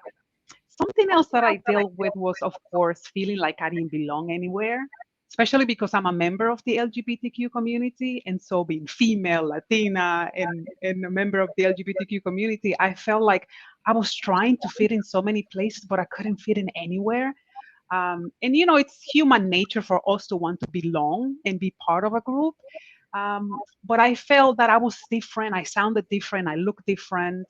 I also didn't have role models, which I advocate for a lot now, because people didn't look like me. I went to meetings where no one sounded like me and no one looked like me. And so I felt intimidated by it, especially in tech, where most of my peers are men. It took me a while to get used to that. I had times where I couldn't speak up during meetings, or if I did, men mostly would interrupt me. And so I had to practice and feel confident enough to know that what I wanted to say had value. And so I had to learn and take a lot of classes to learn some of the techniques of how do you tell someone that you're not done with your sentence. And so that helped me a lot. I love education, and I consider myself a student for life. So I'm always listening to podcasts and reading books. And I think that helped me also work on my confidence. And then the double standards that you see everywhere, where if a man is speaking up and his voice is strong, he's labeled as being confident. But if I did it, they would call me a B. And so I had to learn how to navigate. It's like a dance, where you're going with salsa left and right. I had to navigate that and understand how to be confident without being aggressive, because it wasn't working out on my end. And so now I spend a lot of time coaching other girls and mentoring young girls on how to exactly do that. Thank you so much for that. It really is unfortunate to hear about, the prejudices and biases women will have to face in industry. And we really hope when we have a platform to share stories, we can increase the awareness. I remember in your TEDx talk, you talk a bit about how mentorship, or having a mentor figure who would, recognize your talent and give you a little opportunity, give you a little push. I wonder if you could speak more about that and how that really helps with these challenges. Yeah, I would love to do that. Nicholas, before I mention that, I wanna share that it was not only on the other side that people were maybe discriminating against me. I think for us women especially, I spent a lot of years dealing with imposter syndrome, and it took me a while to stop believing the thoughts that were going on in my head. And I went to therapy, which I recommend to everyone. And so it's this notion of you thinking that you're not good enough, or that maybe one day somebody will find out that you're not as good as you say you are. And so I wanted to share that on my end, there were also insecurities that I was dealing with. Now, when it comes to mentors, and that's the reason I wanted to do this TEDx talk, because I can tell you that from the moment that I came to the US, I can count the times when my life changed. First, in college, my network programming professor was a Latina from Colombia. And when I saw her, immediately I told myself, wow, I could do this. I know I could do this because I see someone that's doing this. And then in the workplace, I had a mentor who would always see in me the things that I couldn't see myself, who would always say, you know what, Elaine, you're ready to be a director. And of course, my first thought is, you're crazy. I don't think I could do that. Now I know that I do things before I think I'm ready. But back then, it really helped me increase my confidence to have someone who believed in me and show me what was possible. And not only that, my mentor was always someone that I can go back to when I wasn't sure and ask questions and say, you know what, I'm dealing with this. I'm not sure what to do. Or even if I'm going to ask for a raise and say, you know what do you think about this? I want to ask for a raise and I'm not sure. And my mentor came back to me and said, do research, go online, look at other people with the same title. And these are the things that sometimes we don't hear or we don't know. But a mentor helps you with all of that. Excellent, excellent. And I heard you mention that issue of imposter syndrome, and that really relates to our earlier speaker, Asita, who spoke on that. And we had a discussion basically on what do you think is the responsibility of the company to provide an environment that kind of combats that by giving mentors and giving extending that hand. Yeah, I wrote an article about this a few months ago, and it is psychological safety, and it's for us as leaders to create a space where people feel comfortable being themselves, where people feel comfortable making mistakes. Now, I don't mean that you're going to make a mistake 20 times and it's okay. No, hopefully you will learn the first time you make the mistake. But I think that that's what we need now. And it's one of the reasons why so many people are not even creative, because they don't feel confident enough to say that an idea came to their mind, right? Especially when people around you don't look like you. But the other thing that I see a lot of the girls that I coach now that is stopping them from moving to the next level is the fact that, especially for me as a Latina, I grew up never wanting to show off. And so we don't know how to self-promote, and it's so important for everyone to learn how to promote yourself. Because sometimes we feel like, oh, my manager is going to speak on my behalf. They're not. They don't have the time for it. And it's on you to do it. And so I was able to find moments where I can share my wins. I had my elevator pitch always ready. And so I found those pockets where I could share how amazing I am, because no one knows how amazing you are if you're invisible. And so I think that's something that sometimes we don't talk about enough, that as women, in Spanish, we say, calladita te ves más bonita. It's like, sit quiet, don't get too much attention. And it hurts us. So it's been a process of also unlearning all these things that I was told growing up. Yes, I totally agree. Having an environment that could help foster that self-confidence and making people feel more comfortable no matter what is their background. And I want to speak a bit on that. How have you seen the culture change and the growth of communities as it pertains to minorities in tech? Yeah, that's a good question. I wish I had good news. I mean, I think we've made some progress, but I think it's so small. Every chart that I look at, when you move from white male and you go to Latina, Black, LGBTQ community, I mean, it's just lower and lower and lower. And so I think companies have a responsibility to change the culture that they have created. And I think one of the things that's hurting us the most is unconscious bias, because we all have it. I have it myself. I know that. I am mindful now and I can catch it, right, when the thought comes. But, it starts with the job description, right? We're creating job descriptions that are 2 and 3 pages long, and no one has all of those requirements. It's like a wish list, right? And then in the hiring process, there is so much bias when we get resumes and we look at the names. And so I'm an advocate for removing the names from the resumes, because the moment they see Nicolas Mendez, they already have second thoughts, and sometimes they don't even know. It happens automatically. And so we need to remove the names from the resume so that it could be a fair process. And then the third part that's keeping us out is the interview process. I think sometimes as we feel comfortable with a candidate, we switch from the questions that we were asking and we start asking different questions. So it needs to be a process where everyone gets asked the exact same questions. And we focus on their skills, not on their name, not on how old they are, not on the school they graduated from, which is another problem. The people that are hiring students are going to Ivy League schools. They're not going to public schools. They're not going to community colleges. I went to a community colleges. I graduated from public schools and I think I'm doing okay. We're very smart, and I think there's this old culture of I want the best, so I'm going to go to these places. And companies that say that they can find talent in the Caribbean or minorities, it's all BS because it requires a lot of work and people are not willing to do the work that it takes so that they can find these candidates. Excellent. So yeah, I think there's a lot can be done on a policy level. Those simple things that you mentioned, to trying to remove that bias out.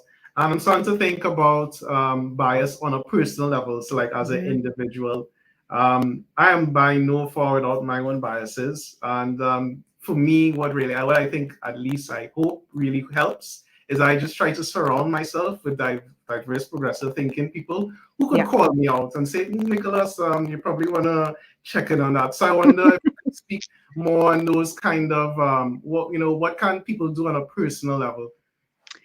Yeah, first I want to tell you what we could do as a leader, right?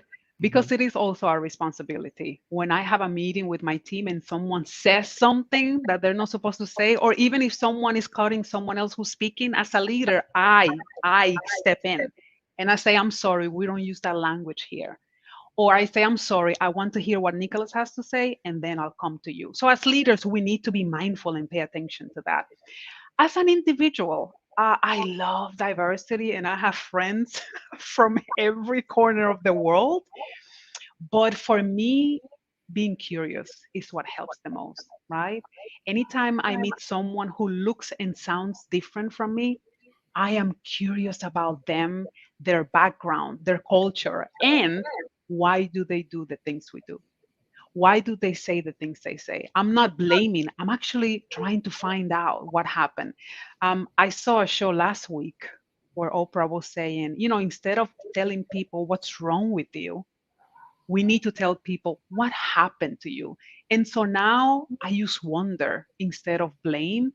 And then I ask questions. I wonder why you said that. Where is it coming from? Can you elaborate more without judging and without attacking the person?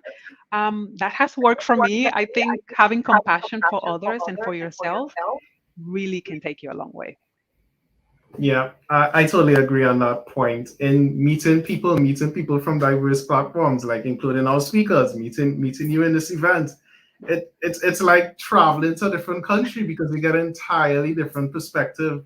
You learn things about them which you can relate in ways you didn't expect, and you learn things which you don't relate. But then you can, is when we embrace our differences, we can actually treat each other better. Yeah, I agree. That's one of the reasons I love traveling.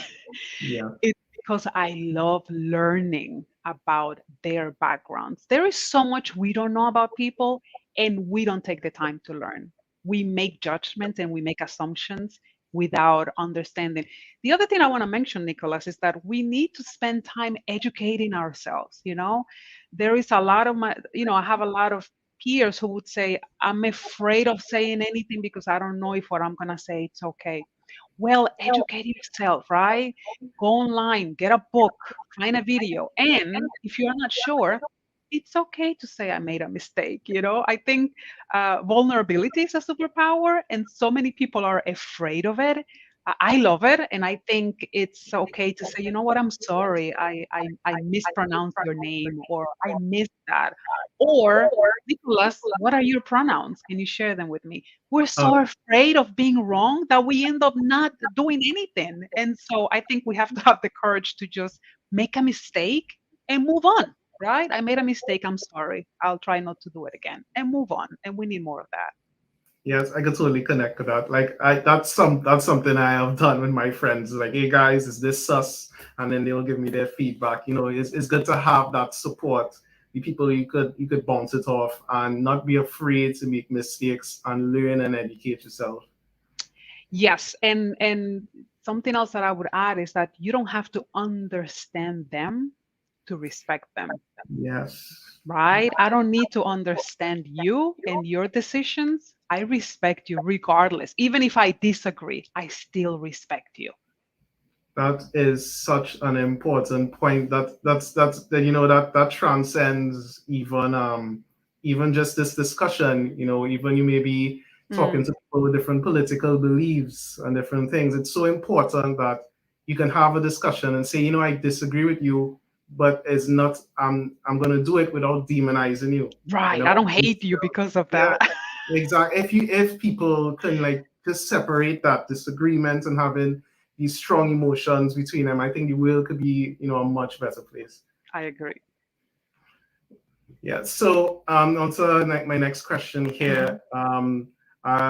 So you mentioned your friends call you a professional unicorn. Yes. You need to talk about that. Yeah, it's funny. I get so many labels when people meet me. And so when they see me first, because I'm female, I get put into one box, and people make all these assumptions about me. And then when they hear my accent and they know I'm Latina, another box and another set of assumptions. And then when they learn that I'm gay, another box. And so sometimes people don't know what to do with me because there is so much going on. And one of my friends said, "You're like a unicorn." And it is because I learned the power of authenticity, and I now understand that there is only one version of me. And this happens with a lot of people in tech. Sometimes you go to work and there is a version of yourself that goes into the office, but then when you're home, it's another version of yourself, right? And it is exhausting. And so I learned that if you love me, you're going to love all of me, not just the portion that you're comfortable with. And so I am myself everywhere I go. I'm a unicorn and I love everyone. I don't care where you're from. I don't care what language you speak. And I think that's one of the reasons I connect so much with my team and my technicians and even the people that I work with, because they feel validated. I think we all want to be seen and heard. And so being in tech, loving diversity and inclusion, public speaking. I mean, I love poetry. Nicholas, I love poetry, if you didn't know. And I think sometimes we grow up being told, this is your level and this is as much as you could do. And we need to remove that barrier ourselves and know that you don't have to just do one thing. You don't have to just like networking. You could love developing, programming, networking, desktop support, all of it if you want to. You don't have to. But it's just changing our mindset so that we can see the greatness within ourselves. That's amazing. I want to thank you so much for being part of this DevFest. As far as I know, you are probably the first LGBTQ member on who spoke on this event. So it really helps us in achieving our theme of, making everyone's DevFest. I love it. Yep. And just to wrap it up, I wonder if there's any, words of advice, words of wisdoms you can give to any minorities or members of the LGBTQ community right now. Yes, and thank you so much for having me. The one thing that I would say is that, in my office, right hanging on my door, there is a sign that says, "Don't believe everything you think." And I think that we grow up with a lot of conditioned thinking. And what I want you to do, each of you, is to work on self-love, understand who you are, what are your values, and understand that the people who need to be in your life will be there regardless. Stop trying to please everyone. It is exhausting. There is no need for that. And so once you find your voice and you understand how amazing you are, other people will see it automatically because we teach people how to treat us. And so remember that. And if you want to connect with me, 5xminority.com, or you could find me on LinkedIn. It's been a pleasure. Excellent. Thank you so much, Elaine. Thank you.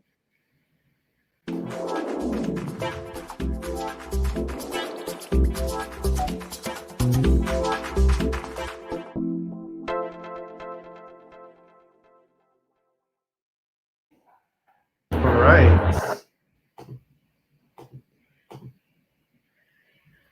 That was such a great talk. So up next, we have a speaker coming from America. So but she has roots in Haiti, and this speaker is Danielle Luke, and she's the director on FOMO at Render Atlanta. And this is another interview that I had with Danielle earlier this week, and she's speaking on, tech being a passion, but people really driving her purpose. So without further ado, let's get into it.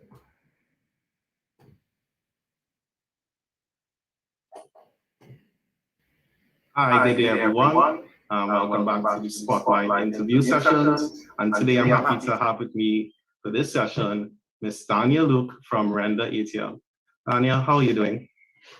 I'm good. How are you? Excellent, great. So can you just give our audience a bit of an introduction, background, and your journey in the tech career? Yeah. So, as you said, my name is Dania. I went to school at Kennesaw State University, which is about 20 minutes north of Atlanta. I studied computer science there, but I was a double minor, so statistics and data analytics, as well as gender and women's studies. Originally, when I went to school, I didn't really know what like computer science was, and I thought I wanted to be a data scientist. That sounded really cool. And then it turned out that I hated statistics, so I became kind of a full stack developer through my internships. So my first summer I spent out in the Bay Area and I was interning at Salesforce. And from there, I just kind of decided I wanted to sort of intern all over and really get a feel of what it was like to work in tech and all the options that were available to me. So I did 10 internships during my time at undergrad. I also paid my way through school. So it was a lot more lucrative to be an engineer than it was to like work in retail. So, I bounced around to a couple of different places. I did 3 summers at IBM. Actually went back to Salesforce this last summer, right after graduation. Worked at Turner Broadcasting, Honeywell, MailChimp, a couple of different places. And I just really enjoyed my journey kind of as like a developer. Through my internships, I got exposure to other parts of tech, namely more so things like project management, product management, project coordination. And I was really looking for a way to sort of marry my technical skills with my people skills. From there, I kind of decided that it would be nice to maybe do like TPM work, so be more of like a technical project manager, where I would still have the opportunity to look at and work with code and work with engineers, but maybe just not be, an individual contributor who is programming all day. So that's kind of, where I ended up. I work for a GoPuff now as a project manager there, but I'm also a director at a tech conference as well. So my last year of school, I got picked up to be a director at Render Atlanta. We are the largest Black-owned conference in the Southeast. And we just had our first sort of conference and first sort of series of activations starting in September, and it was absolutely amazing. We had about 400 attendees from all sorts of different technical and non-technical backgrounds. So Render is kind of my thing now. I love what I do. My official title is the director of FOMO. So I work on a lot of like our community facing things, our social media, and really just empowering, Black people in tech. So. That's excellent. So I understand you would have done a lot of work in diversity, equity, and inclusion. Can you just give us a bit more information, experience with that? Yeah, so all throughout college, I was very active in like the activism scene.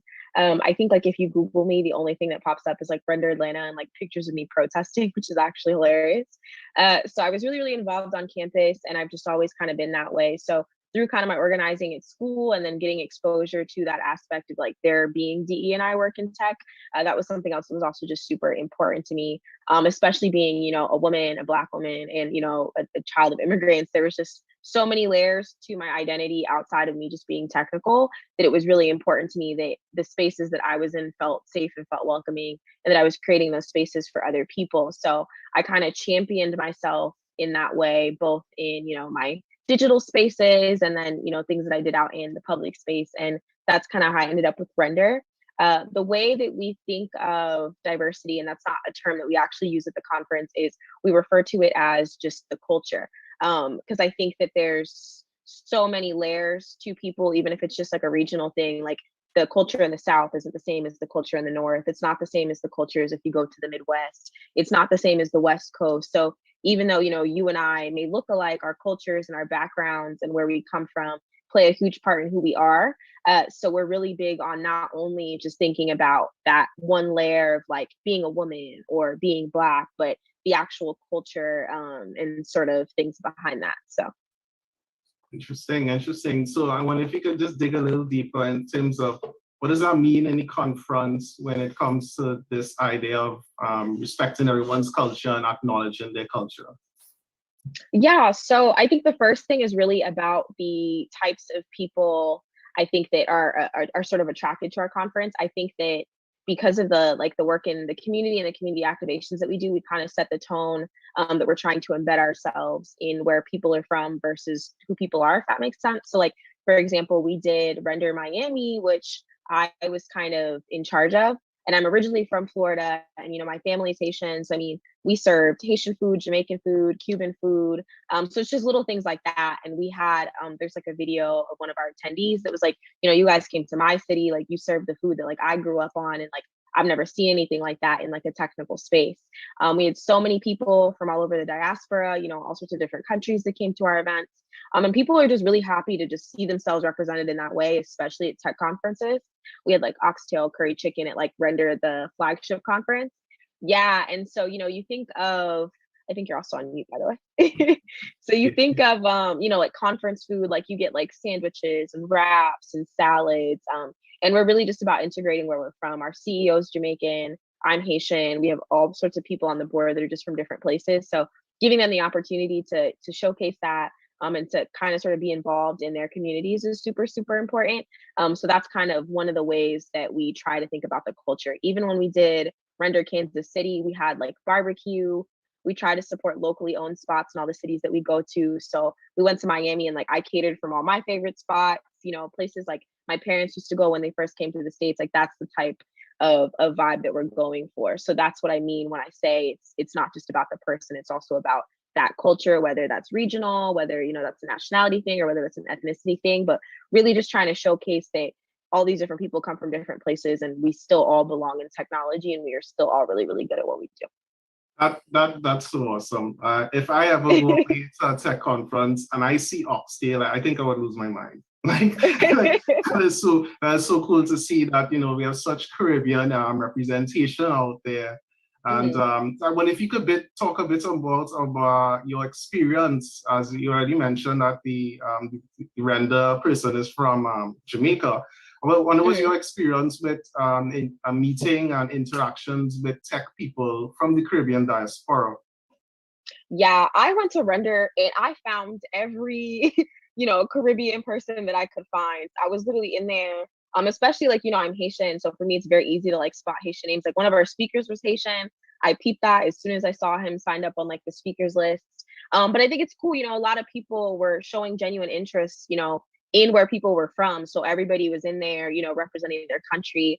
And I think one of the funnest things that happened was we had, so the last 2 nights of the conference, we had an after party and we had the DJ like spin some Caribbean music and people went and got their flags and came back. So we had people in there like waving their flags, like, and so that to me was just really cool to see because I think everybody is so focused on sort of like Black in tech and that's, amazing. But there's also, all these Caribbean people in tech, there's all these African folks in tech, there's all these people from different places and just making a space where people could showcase that was really, really awesome. So I definitely went around, like talked to as many people as I could. One of my friends, Ashley, also runs a really cool organization called Dev Haiti, which focuses on like trying to make Haiti almost like the Nigeria of like the Caribbean. So there's lots of people just doing things to also just give back to where they're from as well. And some of them are our community partners. So we really try to amplify their message so that they can get the resources that they need to use tech to, make it better back home. So. Wow. Well, I am for one, I'm absolutely sold on Render. I think I have. Yeah, I mean, if y'all are having fetes, you're playing dancehall, reggae, and soca. Yes, absolutely. Oh my gosh, yeah, that sounds amazing.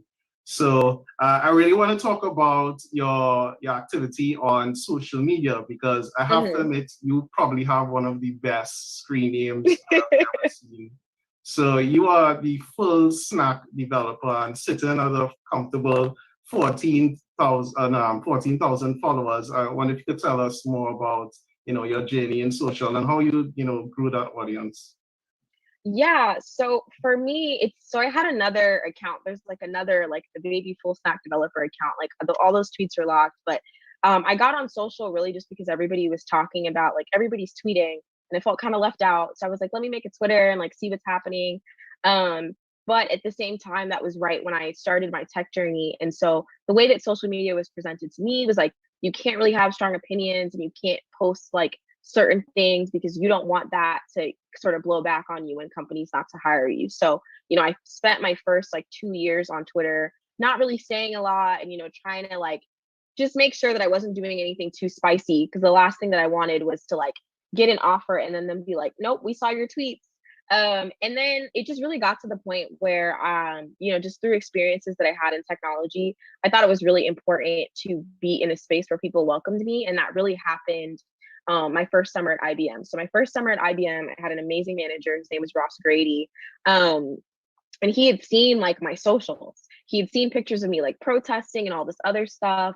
But he was super cool with it. And we did a series of intern lunch and learns where you had to teach about something that interests you that wasn't necessarily something technical. So like somebody did something on DJing, and I did my lunch and learn on organizing.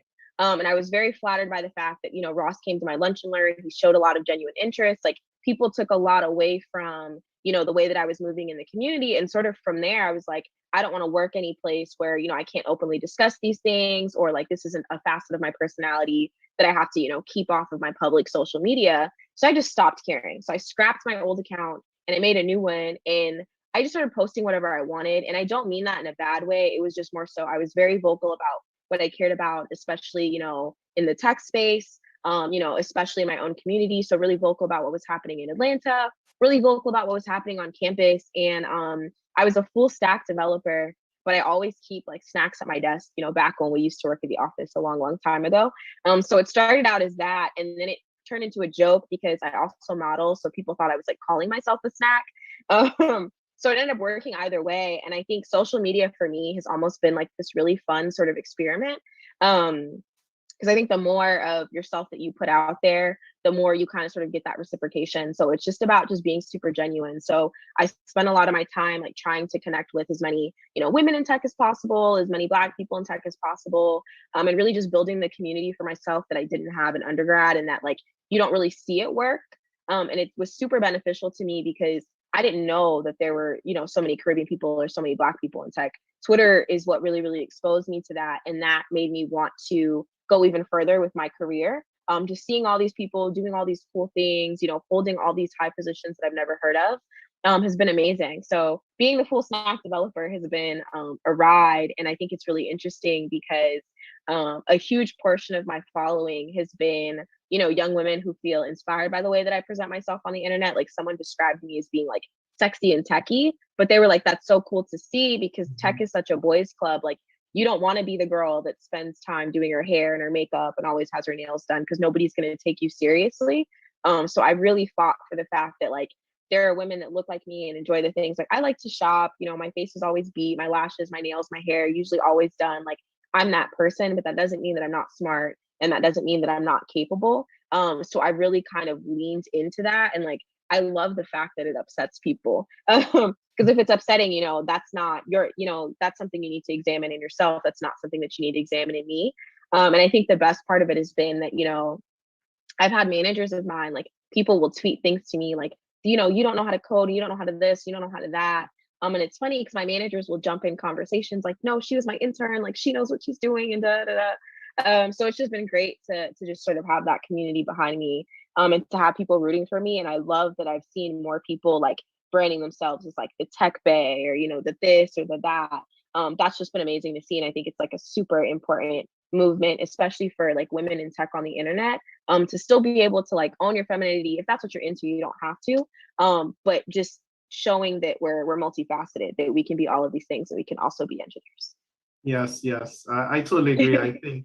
I think that that's such a fascinating to hear, because I think when you're being out there and you're being your unapologetic, authentic self, and you're still a person in tech, and I think it really makes it that much easier for others to follow, you know. And I really want to shout out to IBM because I think your experience there really tells of an excellent work culture and one that actually embraces diversity. So I wonder if you would speak more to that, how, you know, another use of that word culture in terms of organizational culture, because I feel like when I'm talking in the spotlight with other speakers, they mention like the barriers in terms of diversity inclusion can also be seen on the organizational level, you know? Yeah. So I think for me, it's like I've worked at so many places, and I would say that my experiences aren't typical, right? Like I worked at Turner Broadcasting in Atlanta, and that was the only team I worked on where everybody on my team was Black. I was shook.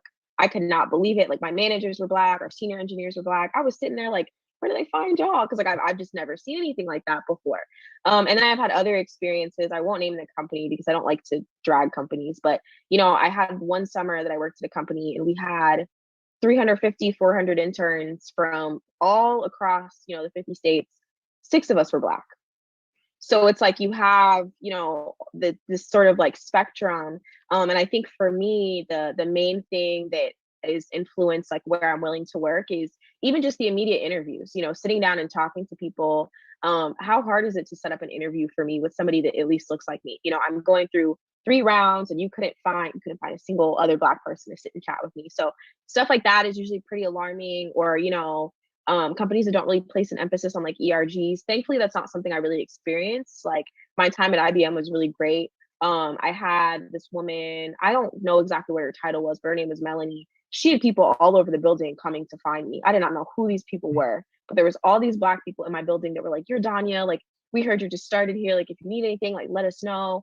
And you know, and it was also just like my manager, you know, even though I mean he was white, but he was putting a lot of effort into like these are groups and organizations that you can be a part of, and you know they do this and they do that. And, you know, talk to this person, talk to this person. And then I had a manager at Turner.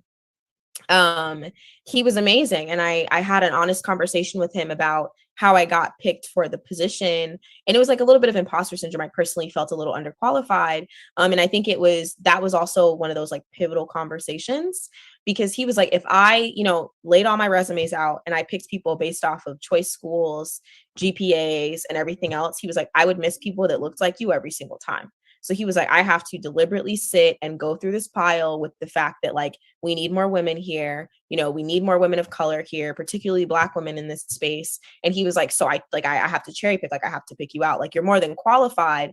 But he was also just like, you know, I'm doing my part in trying to get you into these spaces, because if it was anybody else, they would have, you know, just picked like some white dude that went to Georgia Tech or something, which isn't a drag, but you know, it's the honest truth. So I think having managers that were very deliberate in setting me up for success, in connecting me with other, you know, successful Black people, especially people in senior positions, was just super, super important. So I think most of the companies that I've worked at, that's been the culture. And I think that that's something that we're starting to see like sort of shifting. And maybe because I've had younger managers or younger team members, I think people are really, really conscientious of both the impact of who they choose to be on their teams and how that impacts the tech, right? Because we've seen time and time and time again, you know, so-and-so built a product and it's racist. And then it's like, okay, show me a picture of the team. And it's like, well, that makes sense. So I think that as people are starting to realize that there's valuable contributions to be made from both a technical perspective and then like that sort of company culture perspective, that's something that we're seeing a lot more of. I wouldn't say that we're all the way there yet, but I will say it does influence the way that I pick organizations or places that I want to work. Like even Render, majority of our team is Black women.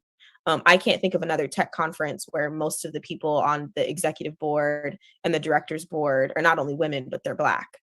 So that to me is just really, really phenomenal. I think 98% of the supply chain for the entire conference, all Black owned businesses, most of them being local businesses. So I think it's also just about leveraging your immediate community as well, as a way to show them that you care about them and you're here for them and you're willing to support them. That was a very long answer, but I hope it answered your question. No, that's fine. That's so great. It's really good to hear that, you know, we're making some progress, and we hope discussions like this also adds to that effort. I just see we're almost out of time, so I was just thinking, do you have any final thoughts to maybe, you know, the women and Black women out there, you know, looking to get into tech? Have any tips of advice or final thoughts for them? Yeah, absolutely. I would say the number one thing is don't let people scare you. And this is just something that I've experienced both in person and online. Like my pinned tweet is like, this is what a software engineer looks like.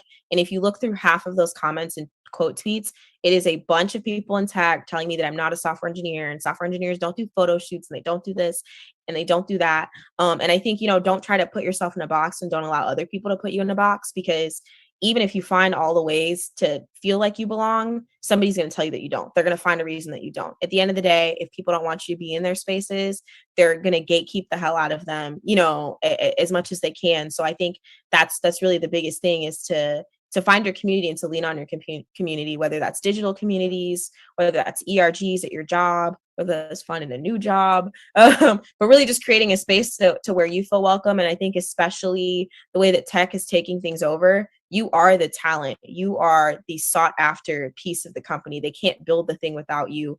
It doesn't work without you. So, understand that you're very, very valuable, regardless of if they want to tell you that or not.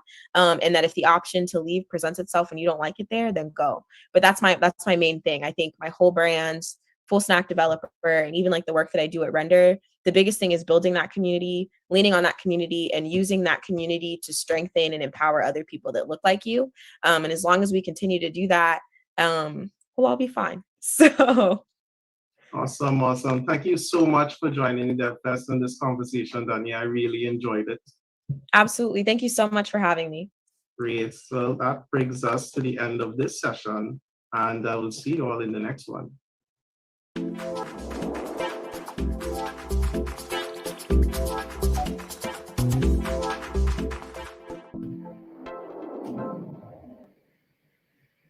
Awesome. That's such a great talk with the full stack developer. And you can find on Twitter as the full stack developer. So our next speaker, let's get this back on the stream.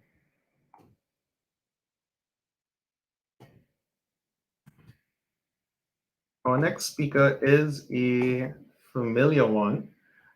We have Recolia returning for a workshop on an intro to content strategy. Now, this is not the name of the presentation, that's just the name that we have on our side. You'll see when the presentation starts. And she will go into it. And joining us live, we have Recolia. Hi. Hello, Happy Saturday. Welcome back. Thank you. Yeah. Well, welcome back to the DevFest trip. How are you doing today? I'm good. It's Saturday. These days, Saturdays or weekends don't have the same hold as it used to. It used to be a time where you could just, relax and sleep in and all of that. And that's not exactly the case, but it's all a part of it. There we go. Well, thanks for joining us again for your talk. And you talk a bit about, you were on, we had you for the spotlight earlier this week, and we're so happy to have you again, bringing us at the end of the afternoon. Can you talk a bit about your motivation, why you made this particular piece of content for this event? Yeah, it was a must for me, because the thing is, people are familiar with the term generally digital marketing, but there's still a lot of unfamiliars with that world. And there are so many subsects that fall under the umbrella of digital marketing, and content marketing in particular is still a relatively new space, especially in Trinidad and Tobago. So I just thought that it would be the best way to sort of introduce what it is and understand, its function and how it can really play a really important role in all the general or businesses' general marketing efforts. So I always say, and that'll come out as well, it's more than just saying I have this to sell for this amount. Like the days of the hard sell are over, and businesses need to do a bit more to connect with their audience. And it's mainly because audiences as well, consumers on the whole, they want more, they're demanding more from the people or the businesses that they're buying from. And that is where content marketing plays that pivotal role. It's that, that connector where marketing is concerned. Great. So, we are big proponents of education and spreading the awareness. But I wonder, what are some of your tactics you would deal with those who may be skeptical, right? I know some businesses pretty happy driving around a truck and screaming, no battery buying, scrap iron buying. So how would you give them an elevator pitch into why this is important? Yeah, well, if we want to use that same example of the truck man moving around and this and the other, what happens when no one is around, when your truck passes by, you know? These days we have so many tools and so many access to so many things that make life not just easier for, you know, us on the business end of things, but also can, you know, again, connect more with your audience. So as opposed to using that truckman as an example, as opposed to him constantly every day, all day, going in and, you know, marketing around, hoping that the right person is hopefully at home at that time and is ready to buy, he could have created a bit more of an integrated strategy that would showcase, you know, this is why you need to buy this particular product from me, because the reality is he's not the only truck man going around in the area selling his wares or selling whatever the case, whatever it is that he's providing. Consumers these days are a lot more savvy when it comes to comparing products. You know, they're looking at reviews, they're looking to see what other people are saying about a particular product. And you need to be able to have that differentiator on standby, exactly like this, an elevator pitch. You need to have that differentiator to ensure that you reach the right people at the right time. So I will always say that, you know, especially when you're thinking about what you're trying to highlight and promote and sell, you also have to keep into consideration your audience. And I know that's a very generic term, and everybody says, you know, think about your audience and all of that, but you have to also meet your audience where they are. And continuing on the same path consistently without, and then, you know, frustrated about, well, we're not getting the same returns, you know, it just goes to show like there is a lack of considering your audience. You just want a dollar at the end of the day. So if you do want to earn a customer's dollar, you need to create an experience for them that showcases why, you know, you are providing a real value for them. Yes, I totally agree in that the content that they produce is a way for them to reverse that model, let the customers come to them. Because personally, that traditional model is a pain point for me. I would hear the ice cream man coming around playing the song. But I live in an apartment. I have 4 gates to get out there on the road. And I'm not going to make it on time, unfortunately. It's true. Yeah. And I know that some people, I'm not trying to say that, you know, traditional marketing is dead.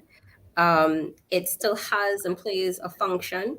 I just think that, you know, there needs to be a bit more. It should be sort of like a complementary strategy overall. So some people actually do like that, you know, in-person experience, and that's great. But before you get to that in-person experience, you know, you want to ensure that by the time they reach you directly, you know, they know, yeah, well, I'm definitely buying from this person because he has X, Y, and Z that is different from vendor 2, 3, 4, and 5. Great. So without further ado, we're going to get into your presentation now. All right. Let's see.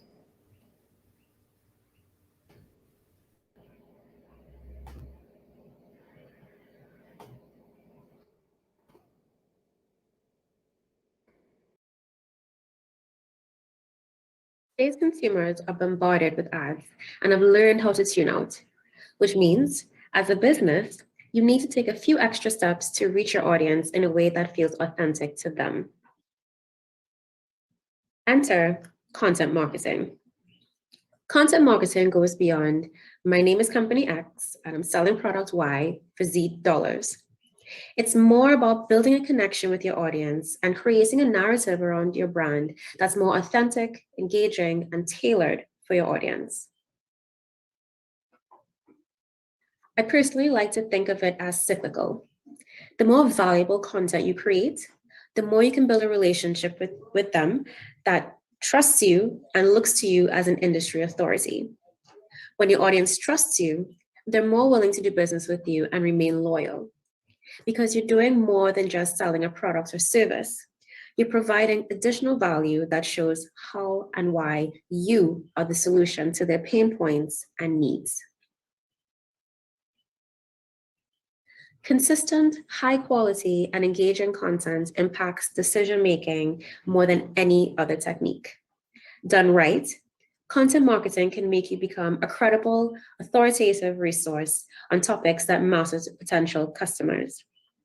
Now, the content in content marketing can be anything from blogs, high-res imagery, videos, tutorials, infographics, podcasts, newsletters, ebooks, and webinars, all of which can demonstrate how your product or service can answer specific questions people have and provide them with something they can't get anywhere else.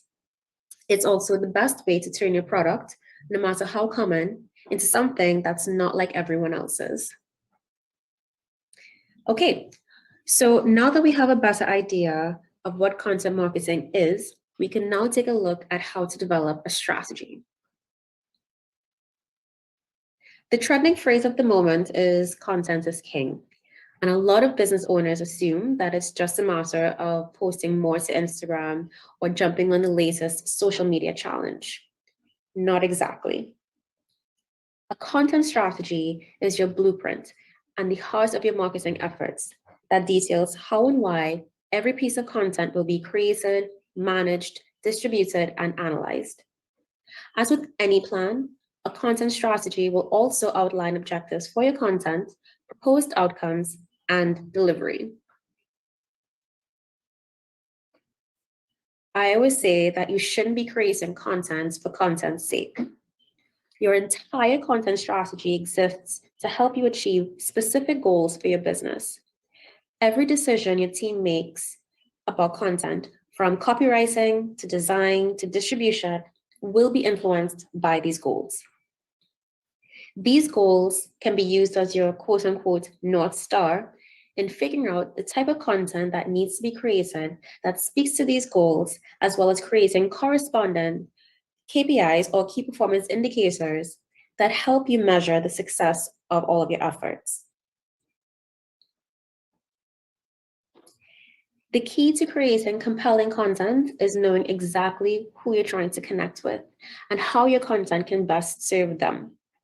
By identifying your audience's demographics and motivators, and this extends to items like knowing what they care about, what problems they need solved, and what will make their lives easier, it then puts you in a better position to understand their unique needs and, by extension, come up with ideas that will really connect with them. You can't really go in any direction if you don't know where you're coming from. This is why a content audit is necessary to assess what previously resonated most with your audience, identify gaps in your topic clusters, and brainstorm fresh content ideas. Looking at your previous top performing and lowest performing content can inform which types you can double down on, what to remove, and what you can do differently going forward. You have to meet your audience where they are. While you may think that you should launch a podcast because it seems as if everyone has one these days, you should first find out if your audience actually listens to podcasts in the first place. It's better practice to create content types that your audience actually consumes. Otherwise, you'll end up wasting time and resources creating content that won't connect with them at all.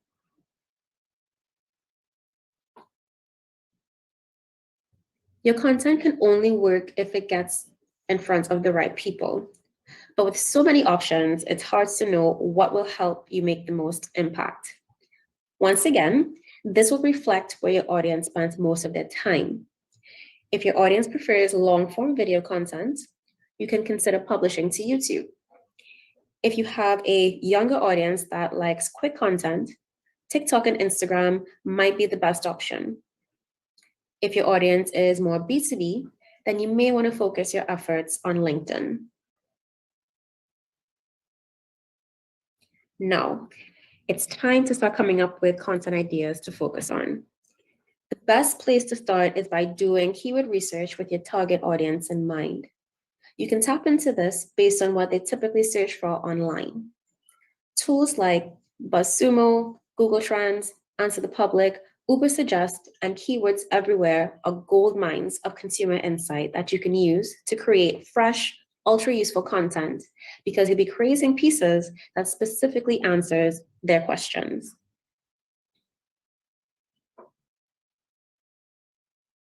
Publishing consistently is one of the keys to a successful content strategy. So it's important to keep your team on track with an organized editorial calendar, which provides an overview of your content and when it'll be published. No matter how often you decide to publish, using a calendar will ensure that you can budget in the right amount of time and, most importantly, stick to your deadlines. And there you have it. Once you can break down exactly what you're trying to accomplish with your content through your defined goals, who you're creating these pieces for, where you intend to reach them, and your expected outcomes, you're well on your way to building a sound content strategy that will connect with your audience, build your authority, and gain long-term returns. Thank you so much for tuning in. Great, awesome, and straight to the point. Oh, let's get this off. So, my first question, which speaks to something that a very important point that I think you made is understanding a business, so understand their audience. How would you go about doing that?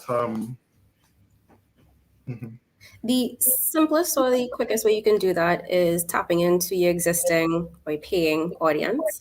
So, you have your social media followers, you have those who you would have seen visiting your websites and all of that, but you can find some commonalities with those who already purchased from you.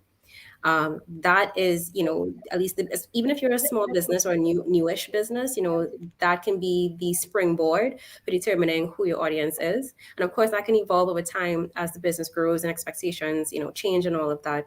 But the people who are already purchasing from you, they're the ones that are telling you what they like, what they don't like.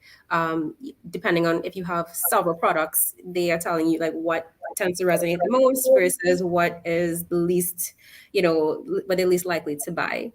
Outside of that, you can do surveys as well. You can use your social media to run surveys. Ask your audience, what do you like? What don't you like? What can we do better?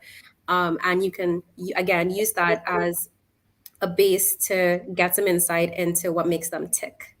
And it takes a lot of the guessing games out of the decisions that you make. We may like to do something, but we are the ones running the business. It has nothing to do with us. It's what we are trying to provide and optimizing what we're trying to provide for an external audience. Awesome. So I'm trying to understand, how does the interaction with the business with you work as a client of yours? Are there some things that you just advise on, or some things you take full control and you offer as a service? So would you do that market research on their behalf as part of it, or how would it work? For now, I tend to work with the information that they have. And what I've recognized as well is that these are questions that they haven't really asked themselves, which I think is really it's good because it means that there is room for not just improvement, but there's room for them to grow and understand that these are the things that they need to do if they really want to, again, optimize their brand and what they're trying to sell. At least at this point in time, it hasn't been asked of me. I personally don't do market research. I mostly rely on the insights that I would have gleaned through audits that I do. So I do provide audits, especially like where social media is concerned. One of the things that I do in my onboarding process is I do a social media audit. And that can extend as well to like their content, whether they have a YouTube or they have a website and they have a blog by extension. Take a look at their analytics.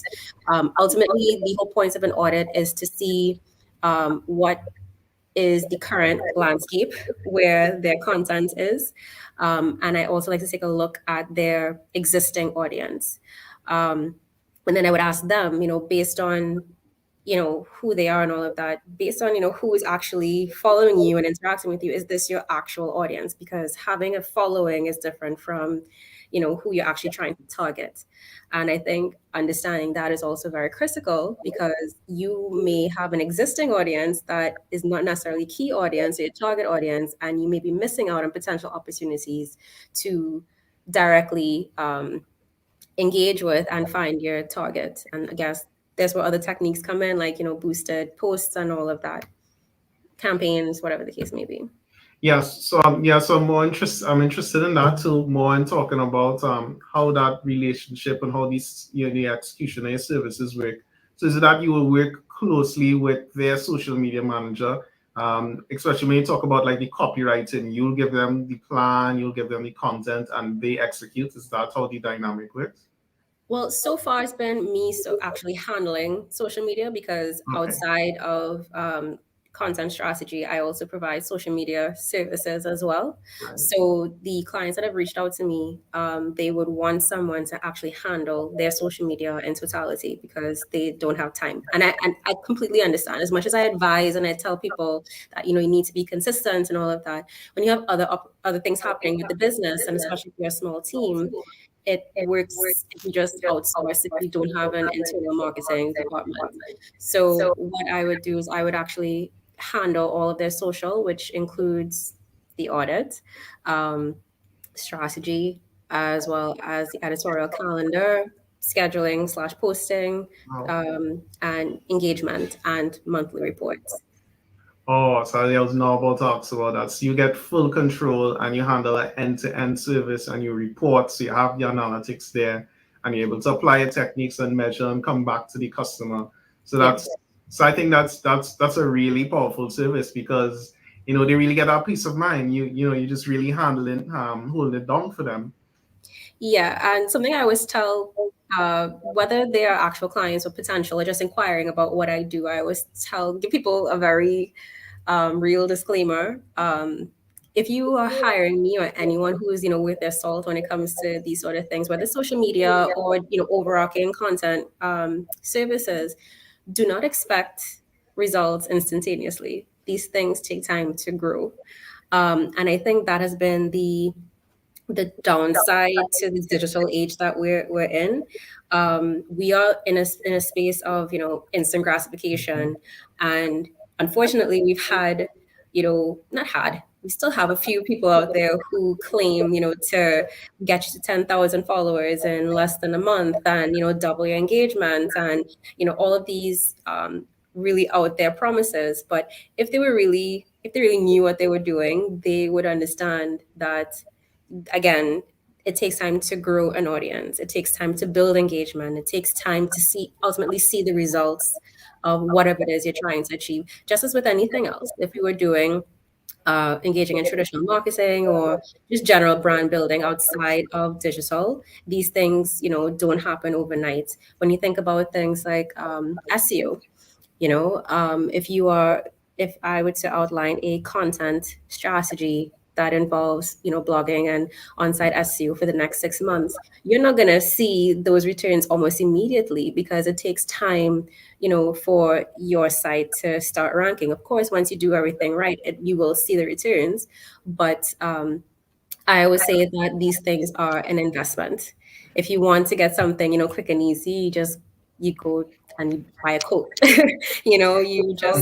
It's not the same thing. It's just these things are an investment, and it takes time, but you do see the returns when you have people, not just myself, but other people who are in my niche, in my industry. Once you're hiring people who know what they're doing and are trying to stay up to date with industry trends and all of that. So yeah. That's interesting and very informative.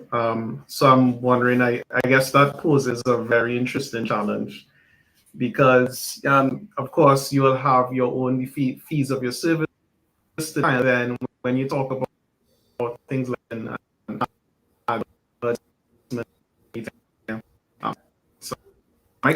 You're breaking up a bit. Can you repeat?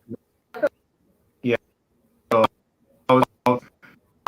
Let's wait to see if I think I am back. I think you did now. Yeah. Sometimes technology, it's just not having it. It's a tech conference, so we know, we know how it goes.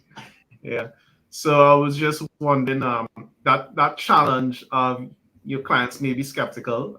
It cannot be a quick win. It's a long-term investment. And you also have the additional charge accrued to them when it comes to investing into boosting ads. So some of their their revenue needs to also go into the platform, which you would have to optimize.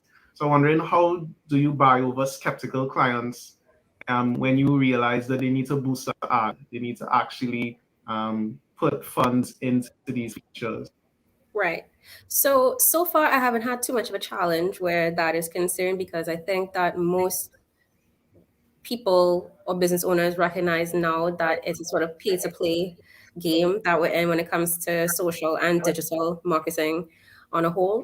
Where the issue lies, though, is that they would take a more of a blanket approach. So I've seen previously where when I look at the past ads that they would have run, a past boost that they would have run, their audience would have been, let's say, 17 to 55 or 65, and all of Trinidad and Tobago.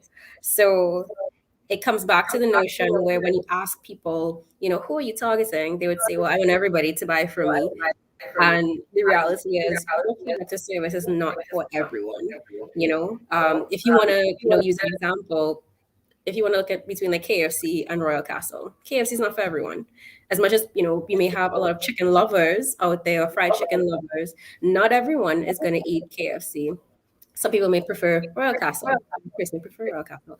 But more than that, you also have to think about people who have health concerns, people who are, who are vegetarian or vegan, and all of that. So when you think about the nuances of human beings, because at the end of the day, you're selling to human beings, you cannot say that everyone is your audience. And again, this is where understanding who your audience is comes into play, and why when I do my social media audits, I make sure and I ask clients, to work with me to be as clear as possible as to who their audiences are, because that works for me later down when I have to start creating audiences to start boosting posts. I'm not going to boost a post or create an ad campaign for everyone in Trinidad and Tobago, because not everyone in Trinidad and Tobago is going to buy or be interested. And beyond that, something I don't think a lot of people know is that when it comes to ads, Facebook, Instagram, if you're just browsing online, you have the opportunity now to switch off ads, especially if it's not relevant to you. I do it all the time. There's so many times I see random ads show up in my timeline and my feed. I'm like, this has nothing to do with me. So the next thing too is you want to make sure that you are boosting and creating messages that go to the right people, because if more and more people are switching off your ads, not only does it mean that you are not connecting with the right people, but it also means that you're not going to show up as a nuisance for them. I've done it already where I've seen, I've switched off ads, not just that particular ad, but I've turned on notifications where I do not see any ads going forward from that particular company, because I find that they are, almost spam-like. So even with creating ads and boosting posts, because there is a difference between the two, we have to be very careful about who we are trying to communicate with, because we don't want to turn people off. So yeah. Yeah, I think that's a very important point. The whole idea of possibly being blacklisted because you're trying to appeal to everyone, and that's something arguably no one likes. Yeah.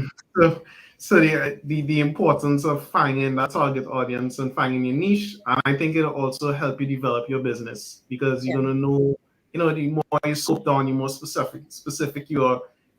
You know what your business can be. You know how to evolve your identity. You have this sort of a guide.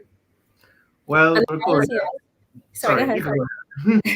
I was just going to say the reality is, because organic reach is dead, not, even if people follow you, not everyone is going to see a post when you post it. So having those boosted posts and those ad campaigns, again, can help, when you have something running, like, oh, I haven't seen something from Nicholas, and this is what he has going on right now. Let me find out more. Great.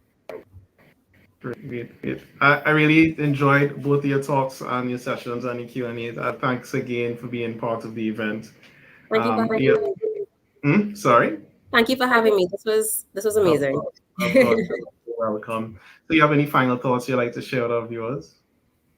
I would definitely say, if you have, whoever's watching right now, you have a business and you're thinking about what you can do differently, definitely consider the kind of conversations you're currently having with your audience and your potential audience, and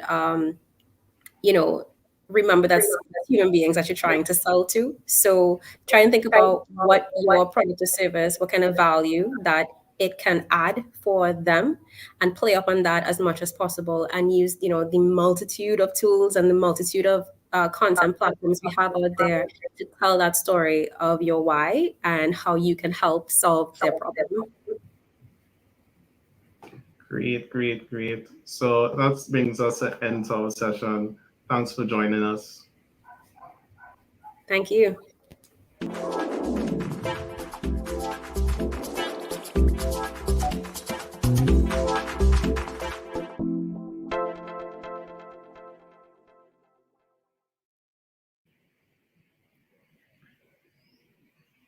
Well, folks, that was our last session of the day.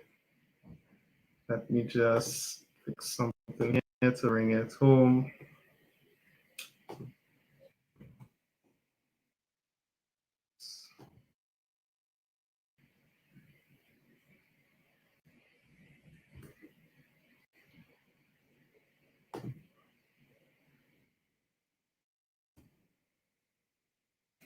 Right, so I'm just going to reshare.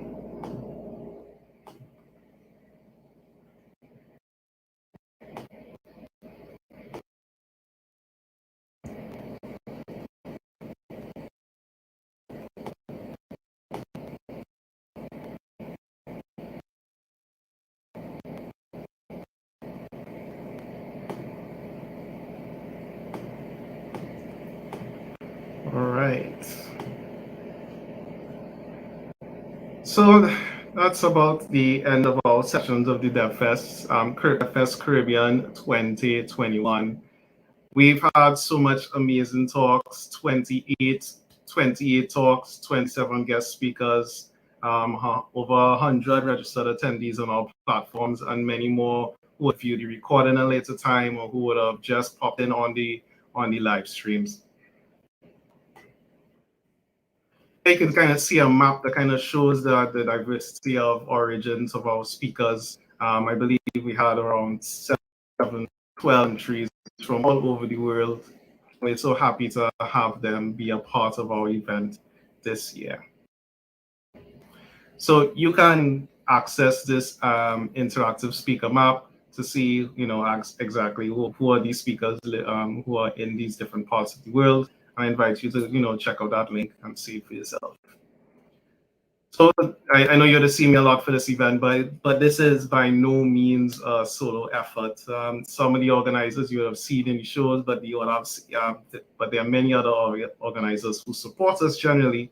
But for this event particularly, I really like to shout out Maria. She's Wonder Woman, Maria. She does so many different things, and her support in terms of graphics and run around behind the scenes. You didn't see her at this event, but trust me, her effort is truly there.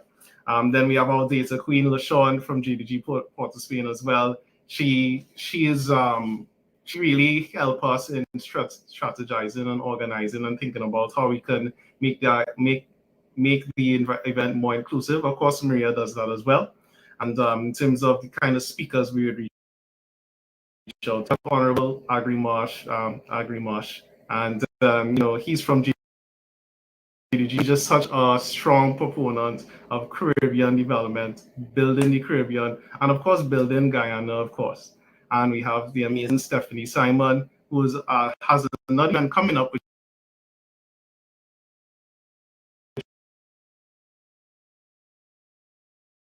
you could see if I can.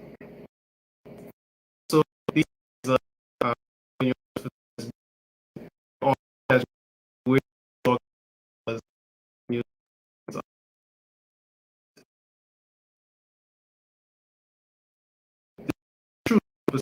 speakers, and they in the Caribbean community. They provided around 5 speakers, and they really help us in achieving our diversity goals. Of course, I must give thanks to all of our speakers in part of the DevFest. Really release such. Of course, you can always find on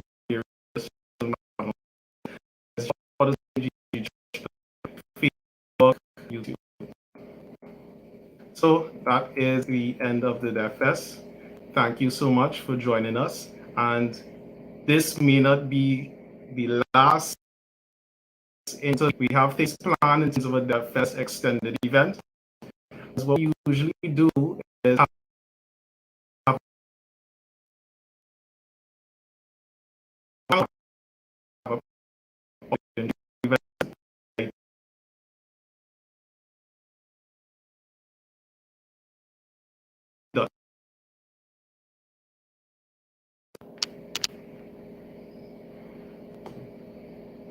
So thanks again for joining us.